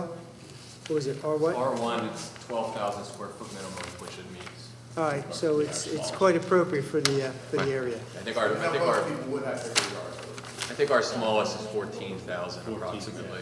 So it's about a third of an acre versus a quarter of an acre versus a half. Yeah, and it's a different shape than any other, so it It's feels. Yeah. it's a different shape. I think if you do the math of the corner lot, that's actually smaller than either of the lots on either end of this. But I think on a positive note, I think that even though the lot may be a little smaller, people's The quality of that brand-new home there and the size of that square footage of that new home is going to be high value for that neighborhood, even though there's a lot of high-value houses back there. So it's going to add to the neighborhood overall, I would think, by just aesthetics and the value of the property that's being put there. I'll give you, the driveway that's there now is an odd element to the neighborhood. That shoehorning, though, the lot next to us, there's a likelihood that could get bought out, and I just don't want to then put a ton of houses in there because we now can fit in smaller lots. So I'm just looking for precedent. Well, as any landowner, if they want to subdivide their property and it's big enough to have 1,200 square foot, 12,000 square foot each of land, that they're certainly, They're open to that. if they don't have to have too many variances, certainly capable of doing that. That is the zoning area. Yeah, Okay? that's it. I have just one question. So the paper street on Florida, why wouldn't that just be vacated and split between the two? Because that would kind of ensure that any development on the property on the other side of the paper street by any developer is kind of limited then too. Mr. Pizzo, could Like you? then you guys would have even more land. Question. Mr. Pizzo's going to comment on it. Okay. So, obviously, no one requested that the township vacate the street as part of this application. So that's not before the township at this time. As Mr. McGinnis alluded to earlier, there are a variety of issues associated with the township's ability to open the street itself versus the opening it on application of one or more of the property owners in the neighborhood, and the same would be true of the township's ability to vacate. So if either this applicant or someone who fronts on Florida Avenue wanted to have that vacated, they'll submit an application to the township, and the township will review it and make a determination as to whether that is the appropriate course of action or not. All of this, by the way, leads into something I was going to say before you called a motion on this, and that is that it should be noted that the plan shows the presence of certain existing features within the paper street that obviously aren't a street. And it should be noted that the council's approval of this lot line change, if the council does in fact approve it, is not in any way an approval of anything that currently exists in that paper street. And if at some point in time in the future, either of its own volition or by virtue of someone coming to the township and saying, hey, there's a whole lot of concrete in that paper street that's creating stormwater runoff, or hey, there's a shed in the paper street that, maybe shouldn't be there, the township will deal with that at the appropriate time. That's not part of this application, it's not part of this approval, and it's certainly the council's actions, again, are limited to approving a change in the lot lines and the stormwater management associated with it. So I think the record should be clear that, whatever the council might do tonight has absolutely nothing to do with the existing status of Florida Avenue as a paper street or anything that may currently exist within that paper street roadbed. Well said. Thank you. Thank you. Is there anyone else that's come forward to comment on this proposal? I'll close that part of the process. I'll ask for a motion to be put on the floor at this time by our council, if you desire to do so.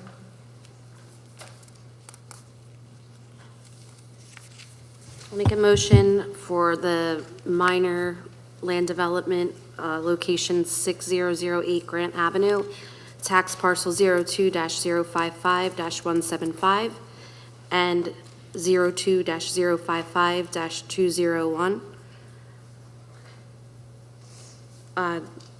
Motion to approve as presented. All right, we have a motion on the floor. Okay. I think you have to include the waivers that are on page 3, Yeah, I'm paying in sorry. lieu Mr. of Paizo, for the. can you help out with that, please? I- Certainly, I'd be happy to. Thank you. So, Is that okay? You okay? Yeah, in the waiver section of the review letter dated January 27, 2023, waiver number 1, the waiver is granted. The applicant will provide whatever is needed in the way of plan elements to the satisfaction of the township engineer. As to items 2 and 3, partial waivers are granted. The curbing and sidewalk will be installed on Texas Avenue frontage. Waiver is granted from the Grant Avenue frontage. Fee in lieu of curb and sidewalk will be paid by the applicant for any curbing and sidewalk which is otherwise required but not being provided. Waiver item number 4 is now a will comply item, and waiver number 5 is granted. Deeds for the newly created lots will be provided to the township engineer and township solicitor for their review and approval, and will be recorded in the office of the recorder of deeds, contemporaneous with the recording of the record plan for the lot line change. Very good. Okay, we have a motion on the floor. I need a second. I'll second. We have a second on a motion. Any additional discussion? All those in favor signify with an aye. Aye. Aye. Any against? Any abstentions? Unanimous? Thank you very much. Took a long time for that. Have a good night. We could have built a Parks Casino Hotel by that Thank time we got done. Thank you. Good luck. Hope you're feeling better, Ed. Yeah, thanks. It's a great area. Up there we are. Thanks. It's in our district, yeah? Yeah. Okay. Okay, at this time, I'm going to ask I'm going to take a little recess so we can just kind of relax for a minute, get something to drink, or just relax. So I'm going to take a recess for a brief moment or two. We'll be back.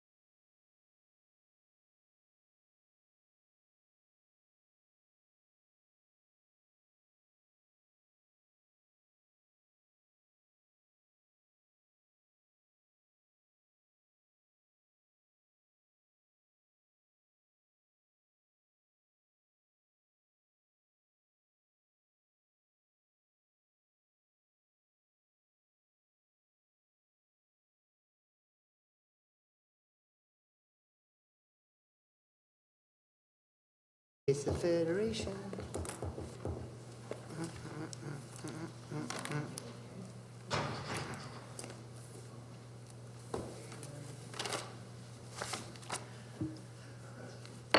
Okay, call us back to order. Thank you for enduring that brief break that we had. And we're into agenda item number 8. Good evening. Consideration of a preliminary land development. This is for Federation Housing, 4701 Somerton Road, and we have, Ed Murphy here tonight on behalf of Federation. Council recently, 2 weeks ago, considered this matter and I think had pretty much gone through all the details of the application and plan, but deferred action pending getting clarification of the adequacy of the on-site parking. I think that was the question as I understood it. Couple things just as a reminder. The site has more than the required number of spaces. There was a question about whether it was a single lot, it was going to be subdivided. It's a single lot, no subdivision. The units that are contemplated meet the ordinance in and of itself. The ordinance or the existing units and the on-site parking that exists today is equal to or exceeds your ordinance. So no matter how you do it, and no subdivision is contemplated, there is adequate parking. Question that I've talked to staff about and I talked to your solicitor about was what happens if in the future the nature of the use is changed so that it's no longer a over 62 fixed income arrangement that Federation provides.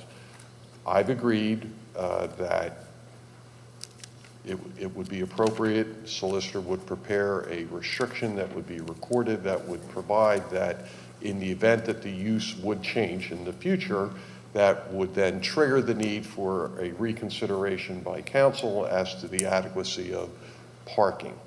We're going to put our own covenant and restriction on to say the same thing, but if that helps allay any fears anybody has about whether or not the parking out there for this use is adequate, it's more than enough. But in the future, we'll agree that if the use would change, for example, if it in the future would become a market rate apartment as opposed to fixed over 62, we'll agree to a restriction. So, Can you explain why a market rate might change? Excuse me?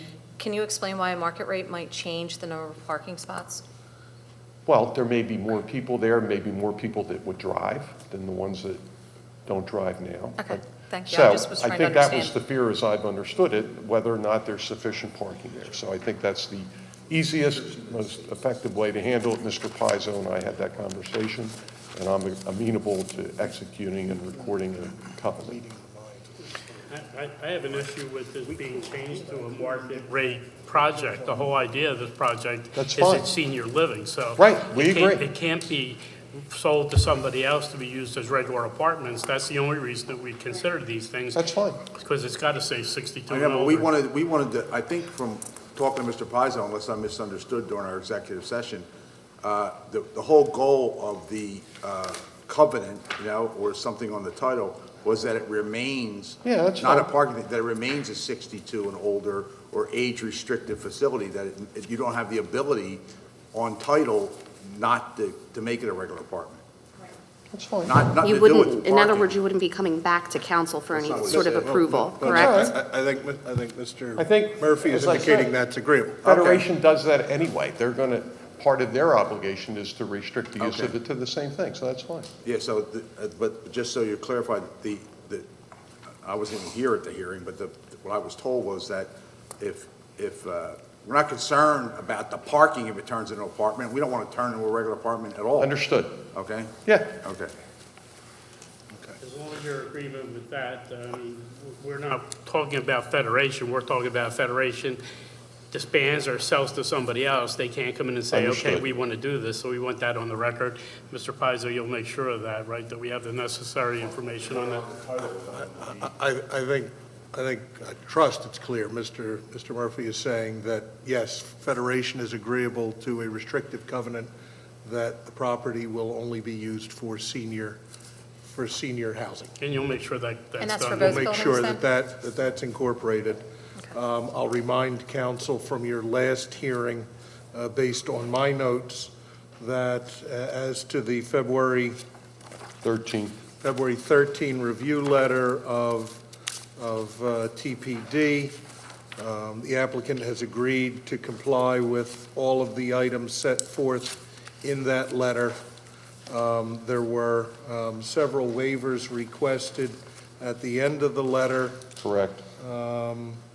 As to those waivers, I believe council was, well, I won't speak for council, but the engineer was recommending that all of those waivers were acceptable to the township engineer, if council is of a mind to grant them. As far as the township traffic engineer letter of February 14, similarly, all of the items set forth in that letter were will comply items, including the traffic impact fee. There was a question, there was some discussion on the sewer easement at that time, and the sewer easement being used also, I believe, to incorporate part of a walking path. The issue there is that to the extent that you may need an easement agreement from Bucks County Water and Sewer, to the extent that any portion of the sewer line in there is their easement, you'll obviously have to get that from Bucks County Water and Sewer. Understood. And then finally, any prior conditions of the prior approval for the site, to the extent that they're not otherwise specifically superseded by the terms and conditions of this approval, would remain in place. Understood.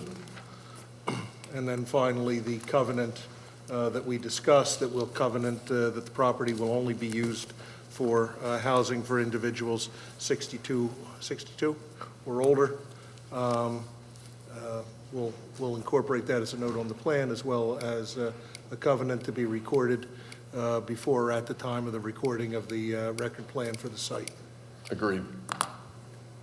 Will that covenant be extended to the existing building, It'll be for the whole property. the whole Yeah. property? Okay, thank you.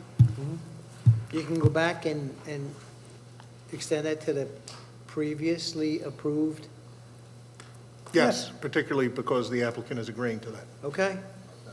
Fine, all right, any other questions? Would anyone else to come forward and comment on this? It was, this is preliminary and final. I think it's Yeah, that was one of the preliminary. waivers that were supported. Yes. Right, Yes. well, I see what you're saying there. I was going to just mention that, but it's for the preliminary and final, that is correct. Right, that was the Initially it third says, waiver. I got it. Yep. Okay. Would anyone like to come forward and comment on this? Did you raise your hand or you did not raise your hand? They're not allowed to talk. Okay. I don't believe I do. Okay, from that point. Enough, huh? They're with me, they're not allowed to talk. All right, fine. All right, accept the motion to be put on the floor at this time. Mr. President, I'll make a motion for Federation Housing Incorporated, 4701 Somerton Road, tax parcel 02, 003, 006, 003, R66, that we approve preliminary and final development for this. We approve the four waivers that were given. Both units, you'll give us for both units, something saying the legal certification that they can never be used for anything else but 62 or over. Anything else I missed, Mr. Pizzo? No, that's all. Otherwise, as reflected by the conversation this evening. How about the Bucks County Water and Sewer, right? Yes, that's noted in one of the, Gotcha. It's in the traffic in comment. one of the Okay, review letters that it will, it's located in sanitary sewer easement, and again, that will require the approval of the Water and Sewer Authority. all right. We have a motion on the floor. Second. Second on the motion. All those in favor signify with an eye. Aye. Aye. And against, abstentions unanimous. Thank you. Thank you. Good, Thank you. good. Thanks. Congratulations. It's a very nice facility. They're going to break ground probably late summer. Year? 14 months.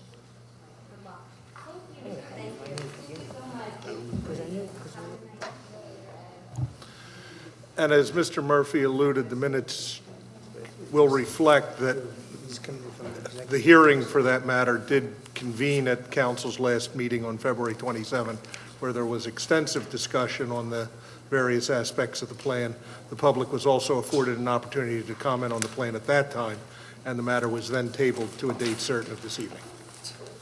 Thank you for clarifying that. All right, and agenda item number 9, review it. No, I'm sorry, agenda item number 9, that's correct. Review and informal discussion regarding 1186 Byberry Road. This is the Marmar project. Right. This is, Go for this too? we're trying. There you go. See, it doesn't matter. So while the applicant, or while they're setting up, Leave that. a brief bit of history, particularly for the newer members of council. The property at issue, 1186 Byberry, was the subject of a land development approval some years ago by the township for the construction of single-family homes. For any number of reasons, that application did not move forward, and the property has since changed hands to the current owner. The current owner, I believe, pursued zoning variances for a plan that was essentially the same as the single-family plan, except that instead of single-family houses, the properties were twins. And that is something that this particular builder has developed with success elsewhere in the township. Correct. Zoning Hearing Board did not grant the variances, and they were nominal dimensional variances for the construction of the twins. And so, again, for reasons that I don't know are necessarily germane to this evening, the applicant decided to pivot and submitted to the township an application to construct on the site, I believe, a roughly 100-bed recovery house. That application was the subject of at least one public hearing, I think pre-COVID. I'll get to that, but you're right, Joe. We had the last conversation we've had, and I was surprised when I looked in the file. Last correspondence you and I had about the appropriateness of that sober living environment use was September of 2019. So you're right, pre-COVID. Right. The applicant has withheld moving forward on the sober house application, certainly during the COVID period, and since we've come out of COVID, is looking before moving forward in earnest to have you either review or deny that plan, to revisit with council the possibility of the development of the plan for the 16 twins on the property, and foregoing the construction of the recovery house on the property of any size altogether. It's been an issue that's vexed all of us for 5 years or more. Joe's right. There was a plan that was approved years ago, but the underlying zoning didn't support it as we started to get involved in it. And I can't offer a good, reasonable explanation of why that happened, but be that as it may, this issue has been a struggle for everybody to try to do something that makes sense for the site, makes sense for the neighborhood, and for the community at large. It seems to us, distilling all this down after all these years, I don't think there is any disagreement as to whether or not you can do the use, the sober living environment use in the RA1 zoning district. Joe and I had those conversations years ago about that. I think the use itself is permitted. I think there may be an issue about the intensity of the use, but again, those issues would be figured out during the course of any formal land development plan application, which has, and Joe's right, has yet to be submitted officially for review. We keep thinking that in lieu of doing that, that something like is on the screen now would make eminently better sense. But candidly, that use is not permitted in the RA1 district. And that plan that's on the screen would require multiple items of zoning relief. That plan is slightly different than the plan that Joe referred to that was rejected years ago. And given the passage of time, we thought before we would proceed the other direction that we would want to have a public conversation about whether or not there is merit in pursuing this plan. And the part of the reason I'm here this evening is not only to bring it to everybody's attention again, but also to suggest that if we can support a plan like this, that I would want to make a new effort with a revised plan, make a new application to your zoning hearing board, and seek not the same, but similar relief to that which was previously turned down 4 or 5 years ago, because I think in the big picture, this is a far better arrangement and outcome than the other. So that's my goal in being here tonight, is to solicit opinions and whether or not you would support something like that, as opposed to us going down the road with the other plan that, you know, I'm sure most people would view as inconsistent with that neighborhood, but which, for whatever reason, is a permitted use in that district. So that's sort of the sum and substance of why we're here. How many less units is this than the original plan that was denied by, 5 years ago? There is no difference. Okay. I think the units are slightly revised, Joe, so that the scope of relief may be a little less, but the total number of units is About the essentially same. the same. Yes. I know there was some discussion about that at one point, you know what I mean? We may have, There was, I think, yes. just spread out here pretty good. Wasn't the original townhouses, wasn't the Excuse me? townhouse, wasn't it approved as townhouses originally? I think that's true, Ed, but there was no townhouse zoning that, Yeah, I understand, but I guess what I'm getting at, how many townhouses were approved at that time? I don't recall. I want to say in the 24 range, low 20s maybe. That's what I thought, okay. Yeah, that's what I thought. I thought there was a unit that we cut Something back. in that range, Mark? Right.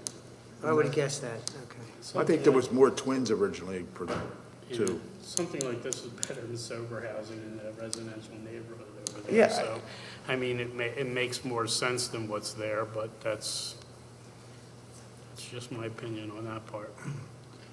I would want, if we're going to pursue this, I would hope that this body would authorize your solicitor to go to the zoning hearing board and support it, not just remain neutral, because I think we need that extra imprimatur, if there will, to try to encourage people to view the wisdom of this plan as opposed to the other, that's all. So this is RA1 zoning, is that correct? That's what it is today, So that would be RA1. single, would that be single homes, is that correct? Yes, that's correct. Okay. But because of the overall square footage of the lot, it also is for the larger sober homes, is also unfortunately permissible. Yeah, why that is, I don't know, but yes, you're right, Joe. And why are you not looking at single-family homes? Well, because I think, honestly, we don't think that site is appropriate for singles, given its odd configuration. I think it lays out nicely for that, and it just makes more sense than that. That makes more sense than doing singles or doing the sober living. For us, that makes more sense. As Joe said, we've had a track record here in the township. Twins have been a marketable product, and they've done well, and townships benefited by them. So that's why we think that represents the best compromise to the alternative. Yeah, they did the twins along Mechanicsville Road next to the, Yes, and I think I went by there because we were going on there, and the parking's pretty well taken up by I mean, it just seems that there's not a lot of parking for visitors on that one site. So, And that was a question that came up before. The current plan shows quite a bit of off-site extra parking there for visitors, in addition to what's available on lot and in their garages or in the driveways. Well, you have the extra space on this one anyway, right? Yeah. There's This extra one says spaces in two per between. yacht, or 2 per unit. I can't read that, I apologize on the little thing I have here. You're asking me to read that? It appears that there are two off-street there are 32 off-street parking slots, So isn't it in addition to what's being provided Right, in the so driveway. 2 How per many unit cars? off-site in addition to what's on the lot. And how many can you park on the driveway? Mark? Mark Havers from Pickering, the project engineer. In total, with the garages, you could park 80 cars Well, on the site. the garage doesn't count, correct? Well, in They- our, they in our don't count. zoning ordinance, it doesn't Your count. ordinance says don't count them. or Yeah, we do. Okay, so I because, think, I have to verify, I think there are two cars can fit in each driveway, plus the garages. because I plus believe on the one in 32. Mechanicsville, it's only 1 car, it looks like. Yes, there's additional, I'll call it on-street parking here. There's more parking in this layout than there was on the Mechanicsville site. And you don't have the adjacent worship site next to it either with sometimes, So you have 32 off-street plus 32 driveway spots. So That's total- fine. Excluding garages. Excluding garages. Excluding So there are garages. 64 parking spaces for So there's- 16 housing units. But I mean, I don't want to see, and you apparently in the past have been willing to pursue that avenue, I don't want to see a 80-person or 100-person recovery house being put on this site because, one, I don't think it's good for the neighborhood, and I don't think it's good for the patients that would be in there. Because I think it's impossible to control 80 people like that. So I think it's ridiculous. And I think it's irresponsible to even have that. I would hope that maybe the state would do something about having something that size, because I think it would be That wouldn't fit in there. be ridiculous. But That would never fit in there. It's smaller. I'm personally okay with this. I would rather pursue this than go the other route. I'm fine with this project as it stands now, as you're presenting it to us, albeit any difference in terms of waivers that need to be granted. And I would encourage that our solicitor go to the zoning board and encourage them to pursue this particular project. That's my personal opinion. Okay, good. That would be I my appreciate that. vote.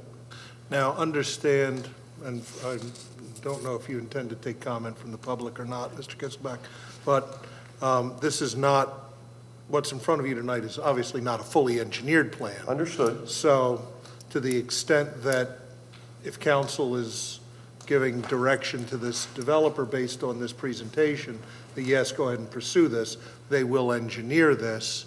Sure. And make sure, obviously, that everything that's shown on here fits. It would be that- engineered this way. Right. And just so you guys know, and I know you do, the first step would be for us to try to secure the zoning relief. In order to do that, Right. if we were successful, we'd have to come back through the normal protocols, planning commission, fully engineer it, and come back in the normal course over the course of this year to do that. So this is only the first step. And that's my point, exactly. Yeah. I have one more question. What is the zoning for for twins? I believe R3. And we would not want to change or to, I'm just trying to understand why. Well, Because part of that, and I know Phil's office has investigated it with ours about, Again, I don't understand, Yeah, those aspects there of was just, there was no existing zoning right. district that we could make fit. Because we looked at that, because then you could handle it all right. We all looked at that saying, wouldn't it be easier to So do it? that was the issue, that was the issue.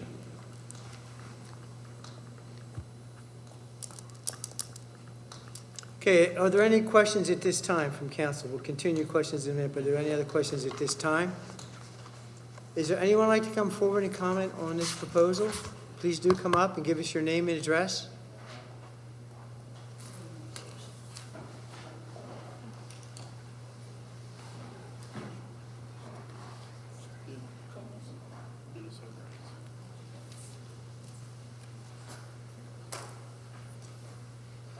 Hi, Hello? Darlene Deguano, and Rick Diaguano?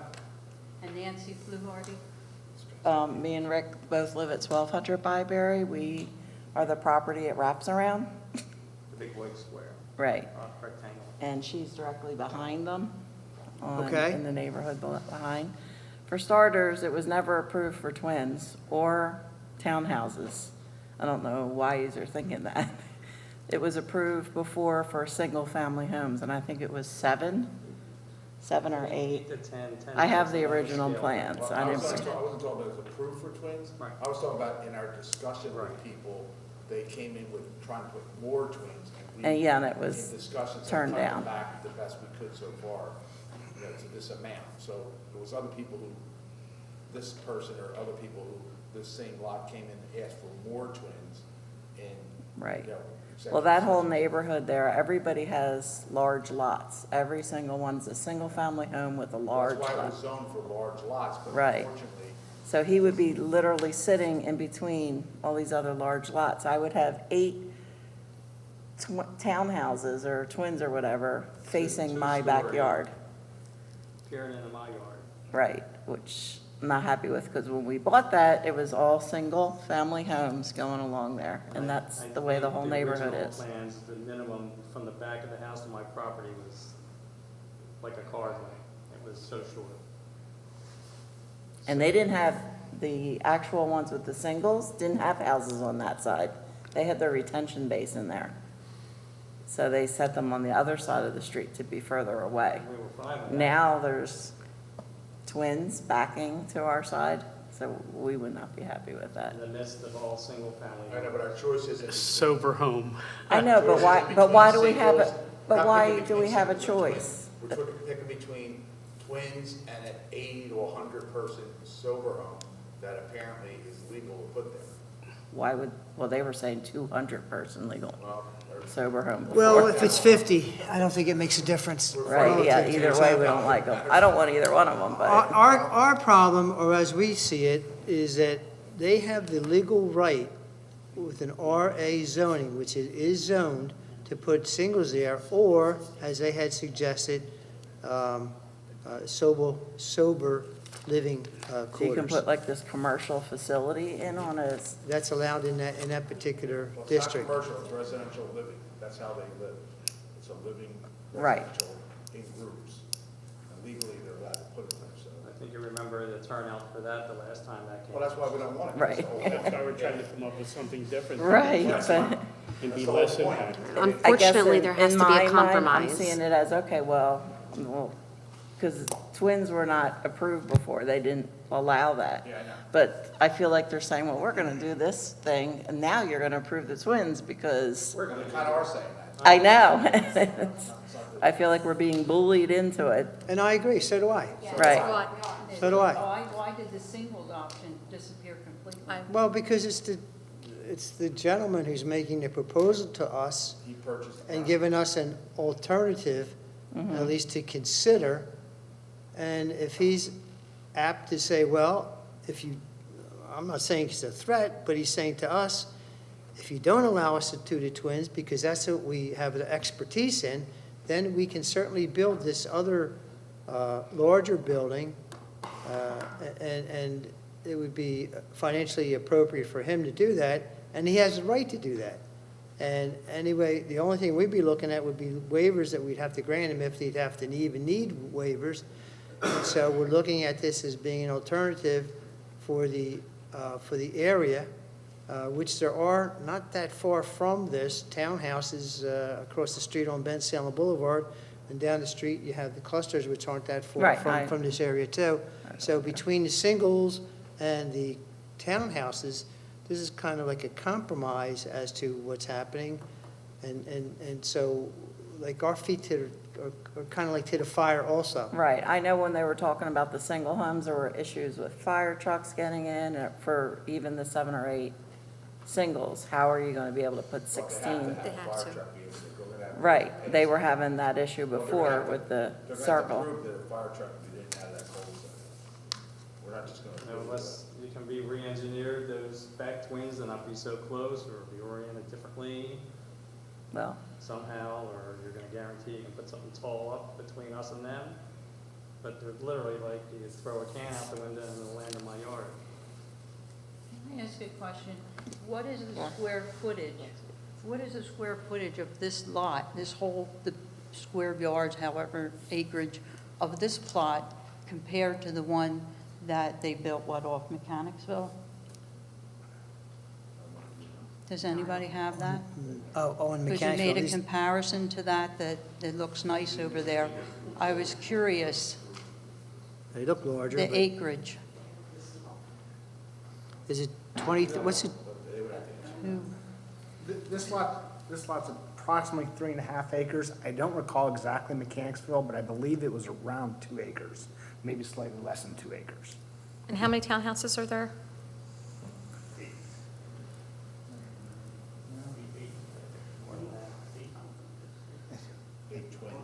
I think, I don't know if I Oh, was- sorry, not townhouses, twins. Shouldn't say sorry, but. But would that be available at the township? If I went over tomorrow, would you provide that? Could you provide that? Yes, if you were to go to the building and planning window and ask to see a copy of the record plan for the Mechanicsville Road project, you'd be able to see that, Okay. yes. Okay, thank you. Oh, and did I hear right? They said something about 32, like, off-parking sites, parking off-site in this, No, Yes. In between the townhouses in on their own between the street. houses? Right.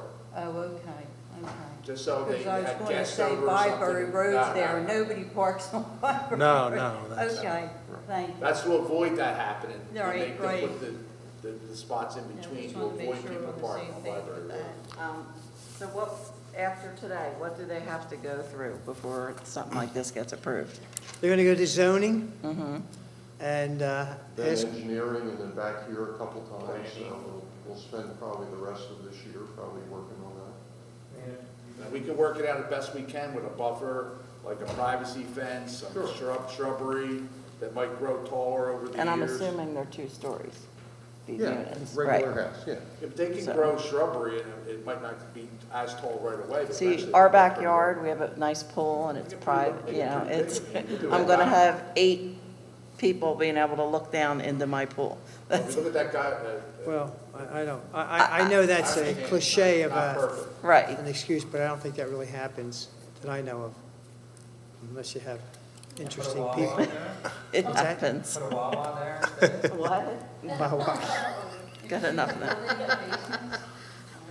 Maybe, I don't know, depend on the, When they come back, as was just mentioned a second ago, when they come to us for subdivision and the actual land development, that's when, and if this proceeds accordingly, at that time, that's when we'll discuss things as we're discussing right now, a privacy fence, as Mr. Nolich has said, shrubbery to grow up, trees, Or more pine mature trees, trees planted. things like that, to accommodate, and I can assure you that we'll be insistent on that happening, and I'm sure that On they both certainly sides. would accommodate to that. On both sides, on all sides that abut to residential, a single-family home. Exactly. So it'd be And 3 you sides on mentioned this. about water before in one of the things.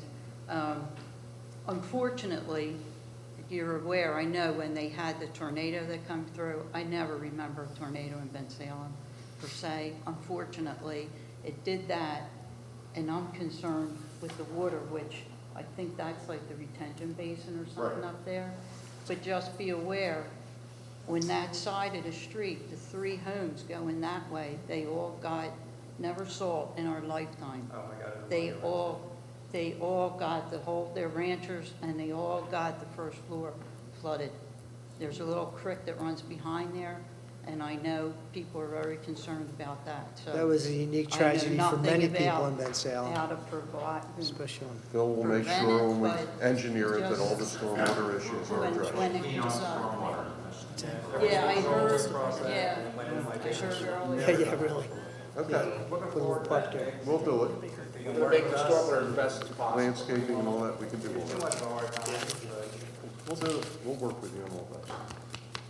And that's something with stormwater management we can work with underground storage Agreed. and things of that Yeah. nature to help keep the stuff off. That off of your buffering and property. landscaping, we can do that. And it's something the township is taking serious and working towards Yeah, I stormwater mentioned management to make earlier. sure that we can start working on these projects to get this stuff done, so. And you can get, I mean, on your own time, I'm sure you've done this already, but you can go to Mechanicsville Road and just get a general idea of what they'll look like. They'll probably be a little different in design, but still get an idea of what the construction looks like, and I think you'll be pleased with that aspect of it. And this does seem to be better parking than Mechanicsville Road. And they're pretty, if you look at what those ones on Mechanicsville sold for, and the market for twins right now, that people, they're very popular, so there's a reason to build them, and there's a lot of square footage there, so value-wise, they're gonna keep up the area as much as, they're gonna get very good money for those. They can park on Byberry, Yeah. it might slow down the traffic. Yeah. I have, so is this a homeowners association and they don't own the lots? I'd Or, assume it will be, we Private won't street. want to take dedication of the street, so it'll be an HOA.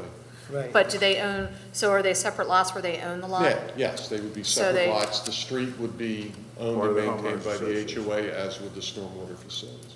Right. Okay, I just wasn't sure if like the, say as in Bensalem Village where you own the townhouse but not the land behind you. Right, this would be a traditional, you Simple. own the lot, you own the building. Simple fee and then just association. Right. Yep. Fee simple.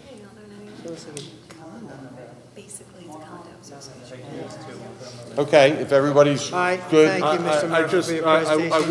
would not be Yeah. doing my job, and I don't want to be accused of snatching something from the jaws of something else, but What does with that a mean? lot of, I don't want to snatch victory from the jaws of defeat, or defeat from the jaws of victory, whatever it should be. I just want to make sure, because there was a lot of discussion tonight, and I want to make a couple of things clear, should anybody be watching this tape or refer to this discussion in the future.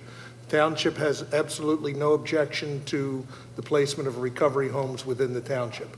Our ordinance provides for them, as it is required to do by law, particularly federal housing law. So I want to make sure that that's clear. The township does, however, believe, particularly based on comments that it received from neighbors, including the three who spoke here this evening at a prior meeting, that there is a general belief that a recovery home at that property would be inconsistent with all of the surrounding homes, and that the development of that property for housing that is not recovery housing would be preferred by the residents in the township, particularly in that area. Correct. And finally, while it is acknowledged that that property is zoned for a recovery home, the recovery home that is depicted on the plan that was submitted to the township believes is larger than could be constructed on that property. And, so to the extent that that property is zoned for a recovery home could be built there by right, but the one that is depicted on the plan, the township believes, is larger than what would otherwise be permitted by ordinance. But that being said, it is still a permitted use in the RA1 district. So all of that being said, again, I think council has indicated, the residents have heard, that the direction is go ahead and proceed with getting zoning for the plan that's depicted on the plans that are shown on the screen here. Would like township support for, And the township in that will- effort with us. Township, at the direction of the council, township solicitor will appear at a zoning hearing on that application and advise the members of the zoning hearing board the council's preferences for the twin plan versus the recovery home plan. Right, and all that being said, if the developer comes to us and say, well, we decided not to build the twins, we want to build a recovery home, then that would be something that we would have to entertain and, Right. and review accordingly, because he has the Understood. right to do that. So he has the choice as to what he wants to do. We're encouraging him to go the route that he just presented to us this evening. Understood. Thank you. Thank you very much. Thank you. Thank you. Good luck. See you in the future. If only in my dreams.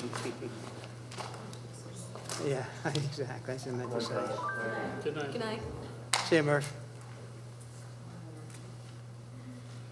Okay, we have a number 10 agenda item, which is a consideration of an escrow release, Galloway Reserve, also known as Victory Square.